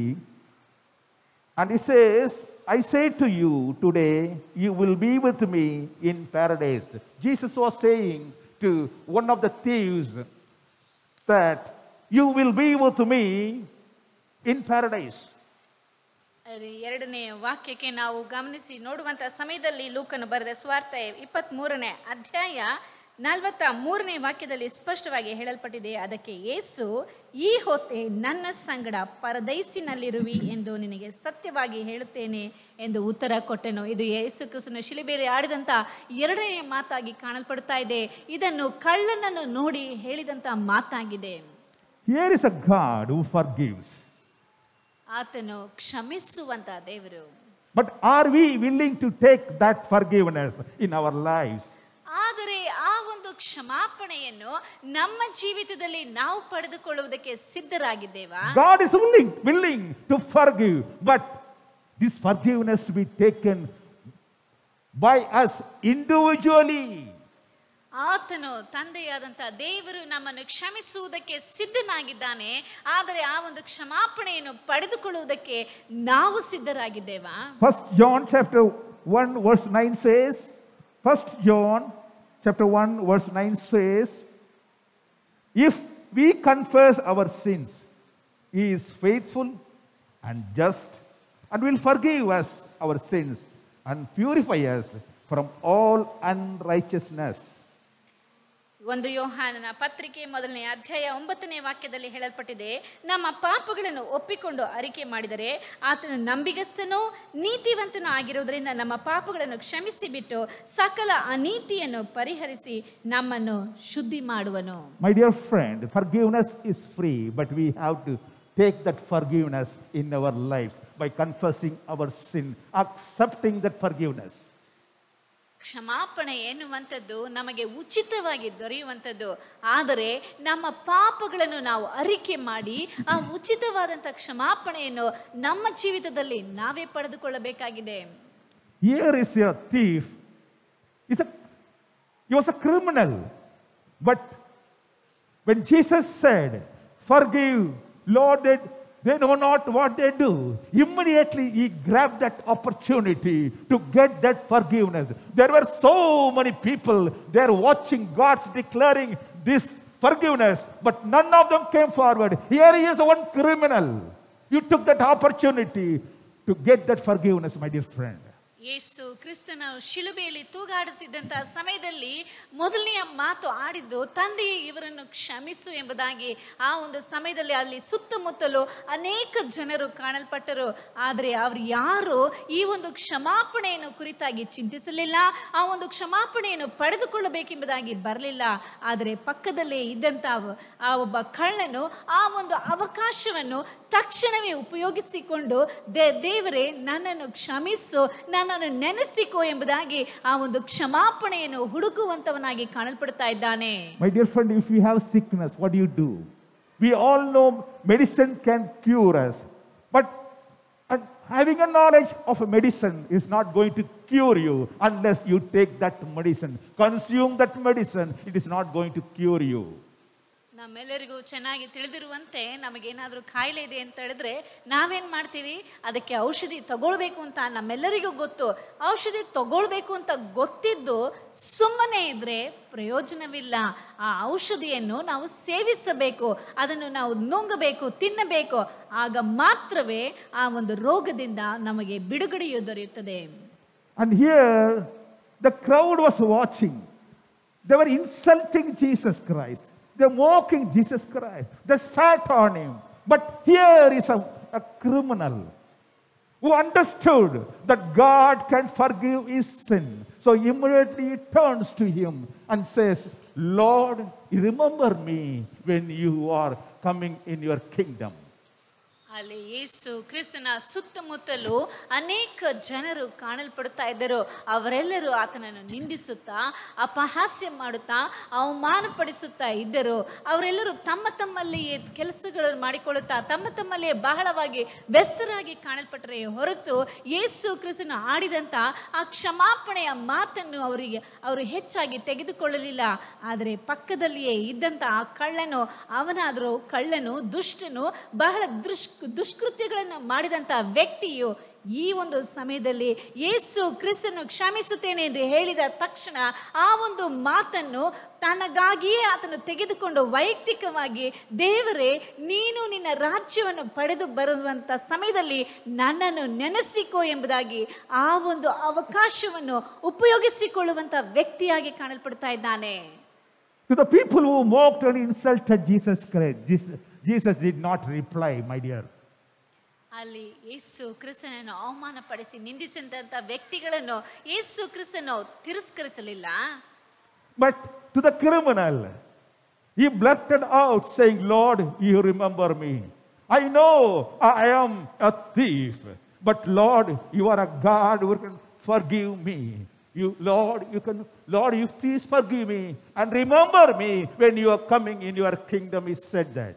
And God answered immediately, my dear friend, whoever looks upon him and he will be saved. And God immediately replied saying that you will be with me in paradise. ಆ ಕಳ್ಳನು ಯೇಸು ಕ್ರಿಸ್ತನ ಮಾತನ್ನು ಕೇಳಿಸಿಕೊಂಡ ತಕ್ಷಣ ಅಲ್ಲಿದ್ದಂಥ ಎಲ್ಲ ವ್ಯಕ್ತಿಗಳ ಕ್ರಿಯೆಗಳಿಗಿಂತ ಈತನು ತದ್ವಿರುದ್ಧವಾಗಿ ಪ್ರತಿಕ್ರಿಯೆಯನ್ನು ತೋರಿಸುತ್ತಾನೆ. ಆತನು ಯೇಸುವನ್ನು ನೋಡಿ ಹೇಳಿದಂಥ ಮಾತು, ದೇವರೇ ನೀನು ನಿನ್ನ ರಾಜ್ಯವನ್ನು ಪಡೆದು ಬರುವಂಥ ಸಮಯದಲ್ಲಿ ನನ್ನನ್ನು ನೆನೆಸಿಕೋ ಎಂಬುದಾಗಿ ತಕ್ಷಣ ಅವಕಾಶಗಳನ್ನು ಉಪಯೋಗಿಸಿಕೊಳ್ಳುವಂಥ ಸಮಯದಲ್ಲಿ ಯೇಸು ಕ್ರಿಸ್ತನ ಅದನ್ನು ಕೇಳಿಸಿಕೊಂಡು ಸುಮ್ಮನಿರಲಿಲ್ಲ. ತಕ್ಷಣ ಅವನ ಮಾತಿಗೆ ಆತನು ಉತ್ತರವನ್ನು ಕೊಡುತ್ತಾನೆ. ನೀನು ಇಂದು ಈ ಹೊತ್ತೆ ನನ್ನ ಸಂಗಡ ಪರದೈಸಿನಲ್ಲಿರುವೆ ಎಂಬುದಾಗಿ ಅವನ ಮಾತಿಗೆ ಸಾಂತ್ವನವನ್ನು ಕೊಡುವಂತವನಾಗಿ ಕಾಣಲ್ಪಡ್ತಾ ಇದ್ದಾನೆ. கல்லணியாயினோம் நான் நீர் பெற்ற பிள்ளை அல்லோ, கல்லணியாயினோம் நான் நீர் பெற்ற பிள்ளை அல்லோ, கல்லனு கருள் செய்த நீ தள்ளாதே சிலுவை நாதா, கல்லனு கருள் செய்த நீ தள்ளாதே சிலுவை நாதா, பாவத்தின் பாரத்தினால் தவித்திடும் பாவி என்னை பாவத்தின் பாரத்தினால் தவித்திடும் பாவி என்னை நின் கிருபை பிரவாகத்தால் தேற்றிடுமே சுனாதா. நின் கிருபை பிரவாகத்தால் தேற்றிடுமே சுனாதா. Yes, Lord, I am a thief, but Lord, as you accepted that thief, Lord, you accept me also. If you come unto Jesus, and He is willing to forgive our sins, and we will receive the forgiveness. ದೇವರೇ, ನಾನು ಆ ಕಳ್ಳನ ರೀತಿಯಲ್ಲಿ ಕಳ್ಳನಾಗಿ ಕಾಣಲ್ಪಡ್ತಾ ಇದ್ದೇನೆ, ನನ್ನನ್ನು ಕ್ಷಮಿಸು ಎಂಬುದಾಗಿ ನಮ್ಮ ಪಾಪಗಳನ್ನು ಅರಿಕೆ ಮಾಡುವಂಥ ಸಮಯದಲ್ಲಿ ಆತನು ನಮ್ಮ ಮಾತಿಗೆ ಓಗೊಟ್ಟು ನಮ್ಮ ಮಾತಿಗೆ ಆತನು ಉತ್ತರವನ್ನು ಕೊಡುವಂಥವನಾಗಿ ಕಾಣಲ್ಪಡ್ತಾ ಇದ್ದಾನೆ. Because the devil has blinded the people, saying that there is no salvation and there is no forgiveness, and devil says you have to follow your karma and you have to get punished. But here is God Jesus Christ who gives forgiveness, and here is a criminal. He accepts that forgiveness, and Lord said, today you will be with me in paradise. With Jesus Christ you can walk whoever you are. You may be a great sinner, but God is willing to accept you. ನಾವು ಲೌಕಿಕವಾಗಿ ಗಮನಿಸಿ ನೋಡುವಂಥ ಸಮಯದಲ್ಲಿ ಅನೇಕ ಜನರು ಹೇಳುವಂಥ ಮಾತು, ನಮ್ಮ ಕರ್ಮವು ನಮ್ಮನ್ನು ಹಿಂಬಾಲಿಸುತ್ತದೆ, ಅದರ ಪ್ರಕಾರವಾಗಿ ನಮಗೆ ಕ್ಷಮಾಪಣೆಯೇ ಇಲ್ಲ ಎಂಬುದಾಗಿ. ಆದರೆ ಇಲ್ಲಿ ಗಮನಿಸಿ ನೋಡುವಂಥ ಸಮಯದಲ್ಲಿ ಯೇಸು ಕ್ರಿಸ್ತನು ನಮ್ಮನ್ನು ಕ್ಷಮಿಸುವಂಥ ದೇವರಾಗಿ ಕಾಣಲ್ಪಡ್ತಾ ಇದ್ದಾನೆ. ನಮ್ಮ ಪಾಪಗಳು ಯಾವುದೇ ಆಗಿದ್ದರೂ, ನಮ್ಮ ಪಾಪಗಳು ಕಡು ಕೆಂಪಾಗಿದ್ದರು ಮತ್ತು ನಾವು ಎಷ್ಟೇ ದೊಡ್ಡ ಪಾಪಿಗಳಾಗಿದ್ದರೂ, ನಮ್ಮ ಪಾಪಗಳನ್ನು ಅರಿಕೆ ಮಾಡುವಂಥ ಸಮಯದಲ್ಲಿ ಆತನು ನಮಗೆ ಕ್ಷಮೆಯನ್ನು ಕೊಡುವಂತವನಾಗಿ ಕಾಣಲ್ಪಡ್ತಾ ಇದ್ದಾನೆ. ಆತನ ಸಂಗಡ ಇದ್ದಂಥ ಕಳ್ಳನು ಸಹ, ದೇವರೇ ನಿನ್ನ ರಾಜ್ಯವನ್ನು ಪಡೆದು ಬರುವಂತ ಸಮಯದಲ್ಲಿ ನನ್ನನ್ನು ನೆನೆಸಿಕೋ ಎಂದು ಹೇಳಿದಂತ ಒಂದೇ ಮಾತಿಗೆ ಆತನು ಅವನನ್ನು ನೋಡಿ, ಹಿಂದೆ ಈ ಹೊತ್ತೆ ನೀನು ನನ್ನ ಸಂಗಡ ಪರದೈಸಿನಲ್ಲಿರುವೆ ಎಂಬುದಾಗಿ ಆತನು ಉತ್ತರ ಕೊಡುವಂತವನಾಗಿ ಕಾಣಲ್ಪಡ್ತಾ ಇದ್ದಾನೆ. My dear friends, salvation is free. Salvation is free. Forgiveness is free. But you have to accept that forgiveness. You have to ask for that forgiveness. ಪ್ರೀತಿಯುಳ್ಳ ಸ್ನೇಹಿತರೆ, ರಕ್ಷಣೆಯು ಕ್ಷಮಾಪಣೆಯು ನಮಗೆ ಉಚಿತವಾಗಿ ದೊರೆಯುವಂಥದ್ದಾಗಿದೆ. ಆದರೆ ನಾವು ಮಾಡಬೇಕಾಗಿರುವಂಥದ್ದು ಒಂದೇ ಒಂದು, ಆ ಒಂದು ಕ್ಷಮಾಪಣೆಯನ್ನು, ರಕ್ಷಣೆಯನ್ನು ನಾವು ಕೇಳಿ ಪಡೆದುಕೊಳ್ಳಬೇಕಾಗಿದೆ. Hallelujah. Hallelujah. So let us confess our sins, ask for forgiveness, and God bless you. ಆದ್ದರಿಂದ ನಮ್ಮ ಪಾಪಗಳನ್ನು ನಾವು ಅರಿಕೆ ಮಾಡಿ ಆತನಲ್ಲಿ ಕ್ಷಮಾಪಣೆಯನ್ನು ಕೇಳುವಾಗ ಆತನು ನಮ್ಮನ್ನು ಕ್ಷಮಿಸುವಂತವನಾಗಿ ಕಾಣಲ್ಪಡ್ತಾ ಇದ್ದಾನೆ. ದೇವರು ನಿಮ್ಮನ್ನು ಆಶೀರ್ವದಿಸಲಿ. Okay, the third point is, woman, behold thy son. John chapter 19 verse 26. It says, woman, behold thy son. ಅಲ್ಲಿ ಯೋಹಾನ ಬರೆದ ಸುವಾರ್ತೆ 19ನೇ ಅಧ್ಯಾಯ 26ನೇ ವಾಕ್ಯದಲ್ಲಿ ಹೇಳಲ್ಪಟ್ಟಿದೆ, ಆ ಯೇಸು ತನ್ನ ತಾಯಿಯನ್ನು ಹತ್ತಿರದಲ್ಲಿ ಕಂಡು ಆತನು ಹೇಳುವಂತ ಮಾತು, ಸ್ತ್ರೀಯೇ ಈಗೋ ನಿನ್ನ ಮಗನು ಎಂದು ಹೇಳ್ತಾನೆ. Hallelujah. Hallelujah. What is this children's responsibility towards the parents? ತಂದೆ ತಾಯಿಗಳ ಕುರಿತಾಗಿ ಮಕ್ಕಳ ಒಂದು ಜವಾಬ್ದಾರಿಯು ಏನು?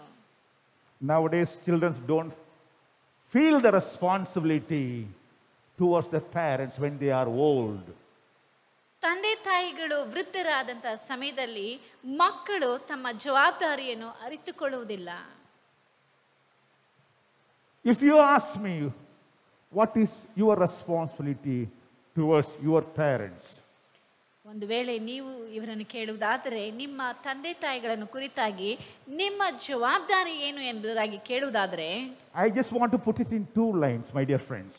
ನಾನು ಎರಡೇ ವಾಕ್ಯಗಳಲ್ಲಿ ಹೇಳಲು ಬಯಸುತ್ತೇನೆ. To love them who loved us when we were young and still continue to love us with all our wrongdoings and worthlessness. ನಾವು ಚಿಕ್ಕಂದಿನಿಂದ ನಮ್ಮನ್ನು ಪ್ರೀತಿಸಿದಂಥವರು ನಾವು ತಪ್ಪು ಮಾಡಿದಾಗಲೂ, ನಾವು ಎಷ್ಟೇ ದೊಡ್ಡ ತಪ್ಪು ಮಾಡಿದರೂ ಸಹ ಅವರು ತಮ್ಮ ಮನಸ್ಫೂರ್ತಿಯಾಗಿ ನಮ್ಮನ್ನು ಪ್ರೀತಿಸುತ್ತಲೇ ಬಂದಂಥವರು. So we have to love them. ಆದ್ದರಿಂದ ನಾವು ಅವರನ್ನು ಪ್ರೀತಿಸಬೇಕು. My mother, my father, they loved me so much in spite of all my wrongdoings.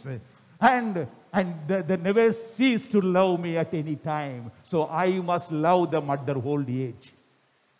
ನಾನು ಎಷ್ಟೇ ದೊಡ್ಡ ತಪ್ಪುಗಳನ್ನು ಮಾಡಿದ್ರೂ ಸಹ ನನ್ನ ತಂದೆ ತಾಯಿಗಳು ನನ್ನನ್ನು ಎಡೆ ಬಿಡದೆ ಯಾವಾಗಲೂ ಪ್ರೀತಿಸುತ್ತಾ ಇದ್ದರು. ಆದ್ದರಿಂದ ಅವರ ವೃದ್ಧಾಪ್ಯದಲ್ಲಿ ನಾನು ಅವರನ್ನು ಪ್ರೀತಿಸಬೇಕು.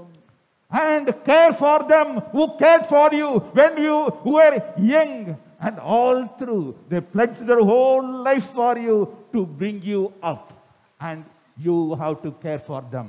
ನೀನು ಚಿಕ್ಕವಾಗಿ ಇರುವಂತಹ ಸಮಯದಲ್ಲಿ ನಿನ್ನ ಎಳೆ ವಯಸ್ಸಿನಿಂದ ಇದುವರೆಗೂ ನೀನು ಎಲ್ಲ ತಪ್ಪು ಮಾಡಿದರೂ ಅದನ್ನೆಲ್ಲ ಕ್ಷಮಿಸಿ ನಿನ್ನನ್ನು ಪ್ರೀತಿಸಿ ಸಾಕಿ ಸಲಹಿದಂಥ ತಂದೆ ತಾಯಿಗಳನ್ನು ನೀನು ಅವರ ವೃದ್ಧಾಪ್ಯದಲ್ಲಿ ಪ್ರೀತಿಸುವಂಥದ್ದೇ ನಿನ್ನ ಜವಾಬ್ದಾರಿಯಾಗಿದೆ. How many of you will accept this, my dear friend? ಎಷ್ಟು ಜನರು ನೀವು ಇದನ್ನು ಒಪ್ಪಿಕೊಳ್ಳುತ್ತೀರಾ? Do you love and do you care for your parents? ನೀನು ನಿನ್ನ ಪೋಷಕರನ್ನು ಪ್ರೀತಿಸಿ ಅವರಿಗೋಸ್ಕರ ಚಿಂತಿಸುವವನಾಗಿದ್ದೀಯಾ? People who are having children, they look at their children saying that, see what pastor is telling and you have to take care of me. ತಂದೆ ತಾಯಿಗಳು ಮಕ್ಕಳನ್ನು ಈಗ ನೋಡಿ ಹೇಳುವಂತ ಮಾತು, ಪಾಸ್ಟರ್ ನೋಡಿ ಎಷ್ಟು ಚೆನ್ನಾಗಿ ಹೇಳ್ತಾ ಇದ್ದಾರೆ, ಕೇಳಿಸ್ಕೊಳ್ಳಿ ಅಂತ ಮಕ್ಕಳಿಗೆ ಹೇಳ್ತಾರೆ ಇವಾಗ. But I want to ask you people, the parents, are you loving your parents? Are you taking care of your parents? ತಂದೆ ತಾಯಿಗಳಿಗೆ ಕೇಳುವಂತ ಒಂದು ಪ್ರಶ್ನೆ, ನೀವು ನಿಮ್ಮ ತಂದೆ ತಾಯಿಗಳನ್ನು ಪ್ರೀತಿಸಿ ಅವರನ್ನು ನೋಡಿಕೊಳ್ಳುತ್ತಾ ಇದ್ದೀರಾ? And here is a God of heaven who took the human form.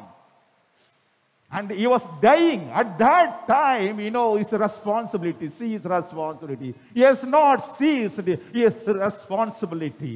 He has shown the responsibility even at the cross.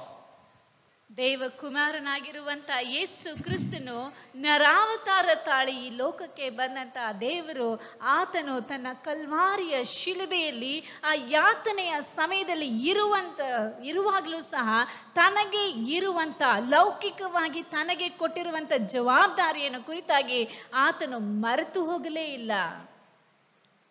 And everyone left Jesus Christ, including the disciples. They abandoned him. But the mother, Mary, did not leave that place. She was watching her grown-up son being mocked, insulted, and crucified on the cross. And she was shedding her tears uncontrollably. ಯೇಸು ಕ್ರಿಸ್ತನ ಸಂಗಡ ಇದ್ದಂಥ ಎಲ್ಲ ಜನರು, ಆತನ ಶಿಷ್ಯರು ಆತನನ್ನು ಬಿಟ್ಟು ಬಿಟ್ಟು ಓಡಿ ಹೋದರು. ಮತ್ತು ಬೇರೆ ಜನರಲ್ಲಿ ಶಿಲುಬೆಯ ಬಳಿಯಲ್ಲಿ ಕಾಣಲ್ಪಡುವಂಥ ಜನರು ಆತನನ್ನು ಹಿಂಸಿಸಿ ಅಪಹಾಸ್ಯ ಮಾಡಿ ನಿಂದಿಸಿ ಹೊಡೆದು ಉಗುಳುತ್ತಾ ಇದ್ದಂಥ ಸಮಯದಲ್ಲಿ ಇದನ್ನೆಲ್ಲ ನೋಡುತ್ತಾ ಇದ್ದಂಥ ಆತನ ತಾಯಿಯಾದಂಥ ಮರಿಯಳು ಮಾತ್ರವೇ ಆತನನ್ನು ಕುರಿತಾಗಿ ನೋಡಿ ಚಿಂತಿಸುತ್ತಾ ಅಳುತ್ತಾ ಶಿಲುಬೆಯ ಆ ಒಂದು ದೃಶ್ಯದಲ್ಲಿ ಕಾಣಿಸಿಕೊಳ್ಳುತ್ತಾಳೆ. That is mother's love, my dear friend.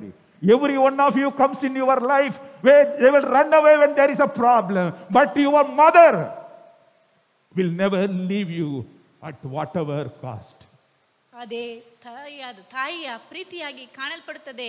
ನಿಮ್ಮ ಜೀವಿತದಲ್ಲಿ ಅನೇಕ ಜನರು ಬರಬಹುದು, ಆದರೂ ಸಹ ನಿಮಗೆ ಸಮಸ್ಯೆಗಳು ಹುಟ್ಟಿಕೊಳ್ಳುವಂಥ ಸಮಯದಲ್ಲಿ, ಕಷ್ಟಗಳು ಬರುವಾಗ ನಿಮ್ಮನ್ನು ಒಬ್ಬಂಟಿಯಾಗಿ ಬಿಟ್ಟು ಓಡಿ ಹೋಗುತ್ತಾರೆ. ಆದರೆ ತಾಯಿಯ ಪ್ರೀತಿಯಾಗಿ ಆ ರೀತಿಯಾಗಿರುವುದಿಲ್ಲ. ಎಲ್ಲ ಸಮಯಗಳಲ್ಲಿಯೂ ನಿಮ್ಮ ಸಂಗಡ ಇದ್ದು ನಿಮ್ಮನ್ನು ಪ್ರೀತಿಸುವಂತವಳಾಗಿ ಕಾಣಲ್ಪಡುತ್ತಾ ಇರುತ್ತಾಳೆ. And Jesus, when he saw that suffering that she is undergoing, he said, "Woman, here is your son." And he said to John, "Here is her mother." ಆ ರೀತಿಯಾಗಿ ಗೋಳಾಡುತ್ತಾ ಅಳುತ್ತಾ ಇರುವಂತ ತನ್ನ ಲೌಕಿಕವಾದಂಥ ತಾಯಿಯನ್ನು ನೋಡಿ ತನ್ನ ಜವಾಬ್ದಾರಿಯನ್ನು ಆತನು ಗಮನಿಸಿಕೊಂಡು ಹೇಳುವಂಥ ಮಾತು, ಸ್ತ್ರೀಯೇ, ಮರಿಯಳಿಗೆ ಹೇಳುವಂಥ ಮಾತು, ಸ್ತ್ರೀಯೇ ಇಗೋ ನಿನ್ನ ಮಗನು ಎಂಬುದಾಗಿ ಯೋಹಾನನನ್ನು ತೋರಿಸುತ್ತಾನೆ. ಯೋಹಾನನನ್ನು ನೋಡಿ ಇಗೋ ನಿನ್ನ ತಾಯಿ ಎಂಬುದಾಗಿ ಮರಿಯಳನ್ನು ಒಪ್ಪಿಸಿಕೊಡುತ್ತಾನೆ.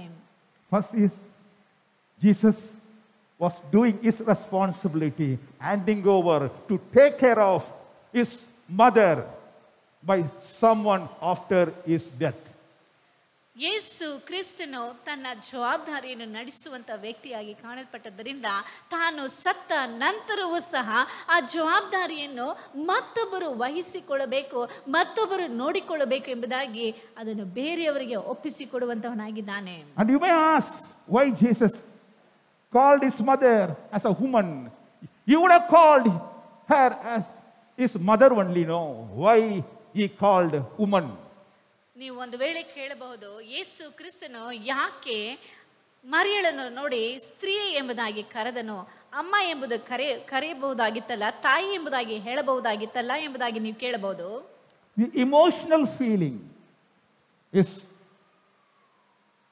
much more than the physical sufferings, my dear friends. ಪ್ರೀತಿಯುಳ್ಳ ಸ್ನೇಹಿತರೆ, ನಾವು ದೈಹಿಕವಾಗಿ ಪಡುವಂಥ ಪ್ರತಿಯೊಂದು ಬಾಧೆಗಿಂತಲೂ ನಾವು ಭಾವುಕತೆಯಿಂದ ಅನುಭವಿಸುವಂತ ಆ ಒಂದು ನೋವು ಹೆಚ್ಚಾಗಿ ಕಾಣಲ್ಪಡುತ್ತದೆ. Here Mary was seeing Jesus Christ as son. So more than her physical pain, her emotional pain is much more, because her own son being beaten, being crucified on the cross, and she could not able to tolerate that. ಆದರೆ ಇಲ್ಲಿ ಮರಿಯಳು ತನ್ನ ಮಗನನ್ನು ಆಕೆಯು ಭಾವುಕತೆಯಿಂದ ನೋಡುವಂತವಳಾಗಿದ್ದಾಳೆ. ತನ್ನ ಮಗನು, ತಾನು ಹೆತ್ತು ಸಾಕಿ ಸಲಹಿದಂಥ ಮಗನನ್ನು ಈಗ ಜನರು ಅಪಹಾಸ್ಯ ಮಾಡಿ ಉಗುಳಿ ಆತನಿಗೆ ಹೊಡೆದು ಈ ರೀತಿಯಾಗಿ ಅವಮಾನಪಡಿಸಿ ಆತನನ್ನು ಶಿಲುಬೆಗೆ ಹಾಕಿದ್ದಾರೆ ಎಂಬುದಾಗಿ ಗೋಳಾಡುತ್ತಾ ಕಣ್ಣೀರು ಸುರಿಸುತ್ತಾ ಇದ್ದಳು. That's why Jesus wants her to know that he is not her son, but the Lord of Lords, and she should henceforth see him not as her son, but as a Lord who has come here to sacrifice his life for the redemption of a sin. ಅಲ್ಲಿ ಯೇಸು ಕ್ರಿಸ್ತನು ತನ್ನ ತಾಯಿಯಾದ ಮರಿಯಳಿಗೆ ಒಂದು ಮಾತನ್ನು ಅರ್ಥ ಮಾಡಿಸಬೇಕೆಂಬುದಾಗಿ ತಿಳಿದುಕೊಂಡಿದ್ದನು. ಅದಕ್ಕಾಗಿ ಸ್ತ್ರೀಯೇ ಎಂಬುದಾಗಿ ಕರೆಯುತ್ತಾನೆ. ಯಾಕೆಂದರೆ ಆತನು ಈಗ ಆಕೆಯ ಮಗನಾಗಿ ಶಿಲುಬೆಯನ್ನು ಏರಲಿಲ್ಲ, ಕರ್ತನಾಗಿದ್ದಾನೆ. ಆತನು ಈ ಲೋಕದ ಜನರ ಪಾಪಗಳನ್ನು ಆತನು ತನ್ನ ಮೇಲೆ ಹೊತ್ತುಕೊಂಡಿದ್ದಾನೆ, ಅವರಿಗೆ ರಕ್ಷಣೆಯನ್ನು ತರುವಂತ ಕರ್ತನಾಗಿದ್ದಾನೆ ಎಂಬುದಾಗಿ ತನ್ನ ತಾಯಿಗೆ ಅರ್ಥ ಮಾಡಿಸಬೇಕಾಗಿತ್ತು. He wanted her to know that he is suffering for her sin also, as a Lord of Lords who has come into this world for a purpose, and he has to die to save the humankind, and he wanted her to realize that.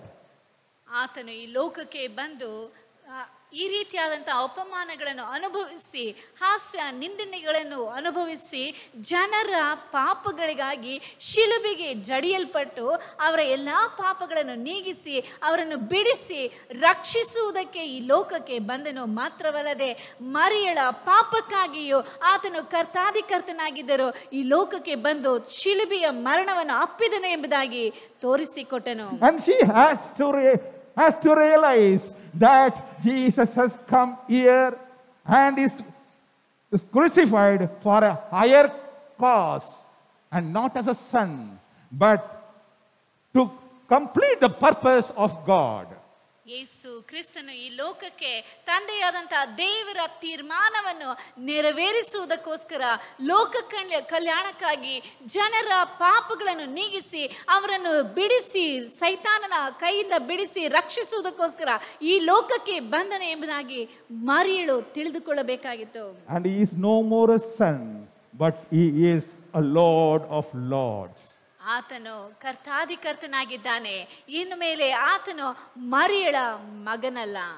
And the woman represents the whole world, the women of the whole world, not as a Mary alone. She represents the women of the whole world.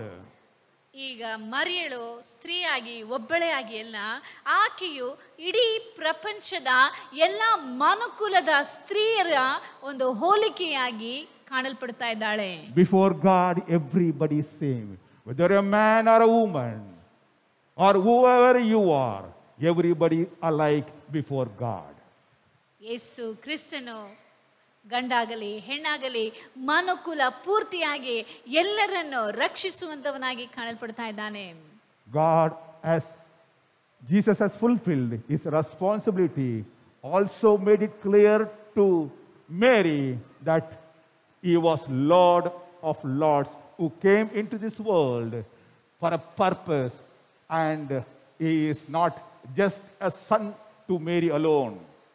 ಯೇಸು ಕ್ರಿಸ್ತನು ಶಿಲುಬೆಯಲ್ಲಿ ಇರುವಂತಹ ಸಮಯದಲ್ಲಿಯೂ ತನಗೆ ಲೌಕಿಕವಾಗಿ ಇರುವಂತಹ ಜವಾಬ್ದಾರಿಯನ್ನು ಮಾಡಿ ಮುಗಿಸುವಾತನಾಗಿಯೂ ಮಾತ್ರವಲ್ಲದೆ ಮರಿಯಳಿಗೆ ಆತನು ಸ್ಪಷ್ಟವಾಗಿ ಅರ್ಥ ಮಾಡಿಸುತ್ತಾನೆ. ಯೇಸು ಕ್ರಿಸ್ತನು ಈ ಲೋಕಕ್ಕೆ ಬಂದದ್ದು ಮರಿಯಳಿಗೆ ಮಗನಾಗಿ ಇರುವುದಕ್ಕೆ ಮಾತ್ರವಲ್ಲ, ಆತನ ಈ ಲೋಕ ಕಲ್ಯಾಣಕ್ಕಾಗಿ ಮಾನವ ಕುಲದ ರಕ್ಷಣೆಗಾಗಿ ಅವರ ಪಾಪಗಳನ್ನು ತೊಳೆದು ಸೈತಾನನ ಹಿಡಿತದಿಂದ ಬಿಡಿಸುವುದಕ್ಕಾಗಿ ತಂದೆಯ ಚಿತ್ತವನ್ನು ನೆರವೇರಿಸುವುದಕ್ಕಾಗಿ ಈ ಲೋಕಕ್ಕೆ ಬಂದನು ಎಂಬುದಾಗಿ ತಿಳಿಸಿದನು. Hallelujah. Hallelujah. And we should, as a human being, do our responsibility to our parents and our kith and kins. Also address Lord as a Lord, and he is no more a human being. Now he has sacrificed his life, and he is God of gods and Lord of lords. ನಾವು ಸಹ ಲೌಕಿಕವಾಗಿ ನಮಗಿರುವಂಥ ಜವಾಬ್ದಾರಿಯನ್ನು ನಾವು ನೆರವೇರಿಸುವಂಥವರಾಗಿದ್ದು ಮಾತ್ರವಲ್ಲದೆ ನಾವು ಕರ್ತನಾಗಿರುವಂಥ ದೇವರು ಆತನ ಎಂಬುದಾಗಿ ನಾವು ತಿಳಿದುಕೊಳ್ಳುವಂಥವರಾಗಿ ಕಾಣಲ್ಪಡುವಂಥವರಾಗಿರಬೇಕು. Hallelujah. Hallelujah. And we'll move on to the word 4.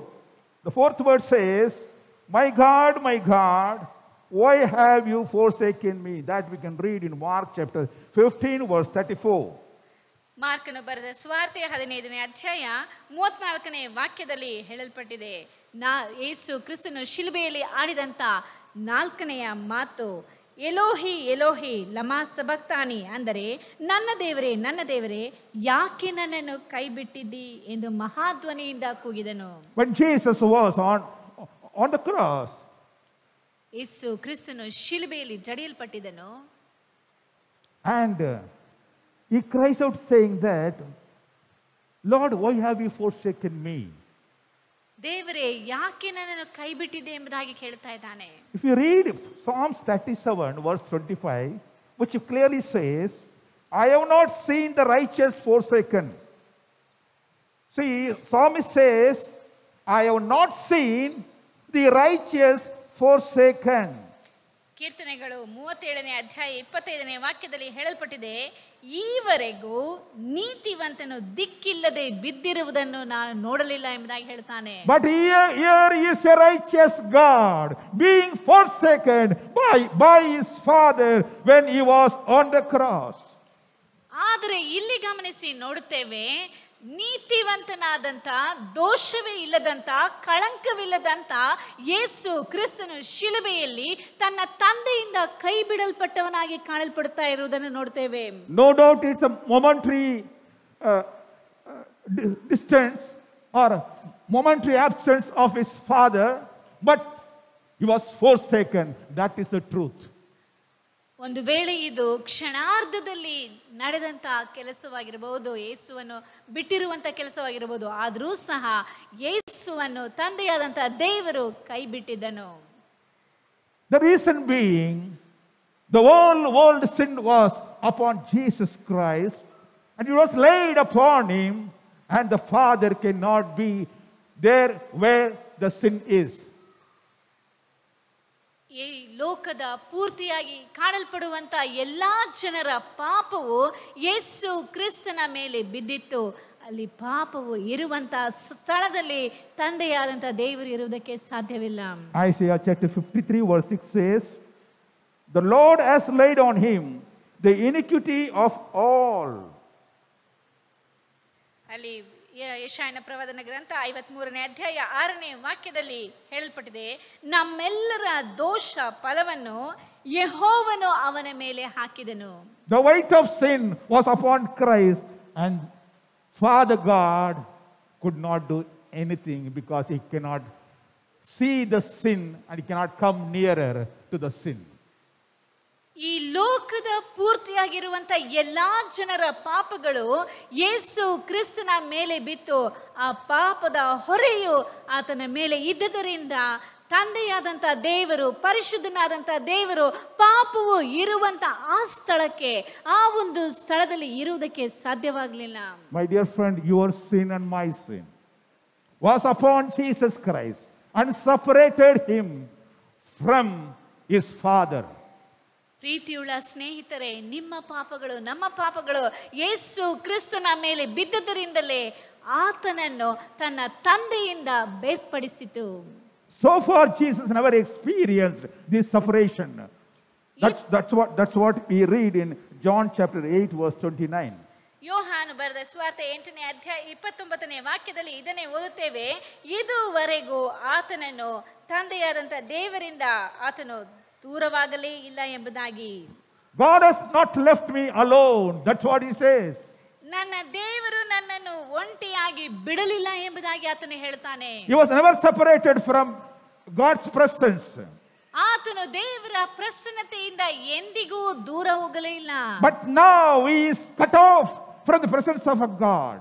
ಆದರೆ ಈಗಲೂ ತನ್ನ ತಂದೆಯ ಪ್ರಸನ್ನತೆಯಿಂದ ದೂರಕ್ಕೆ ತಳ್ಳಲ್ಪಟ್ಟವನಾಗಿದ್ದಾನೆ. If I say how much I say, we will not feel it. What is forsaking is or abandoning it. ಕೈ ಬಿಡುವಂಥದ್ದು, ತಿರಸ್ಕರಿಸಲ್ಪಡುವಂಥದ್ದು ಎಂಬುದಾಗಿ ಎಷ್ಟೇ ಹೇಳಿದ್ರು ನಮಗೆ ಅರ್ಥ ಆಗೋದಿಲ್ಲ. If you go to ask the children who were abandoned by their parents, thrown out of the house, going out in the streets, begging for food and for a shelter, being chased by dogs and the criminals, then you will know the pain of being abandoned and forsaken by your own parents.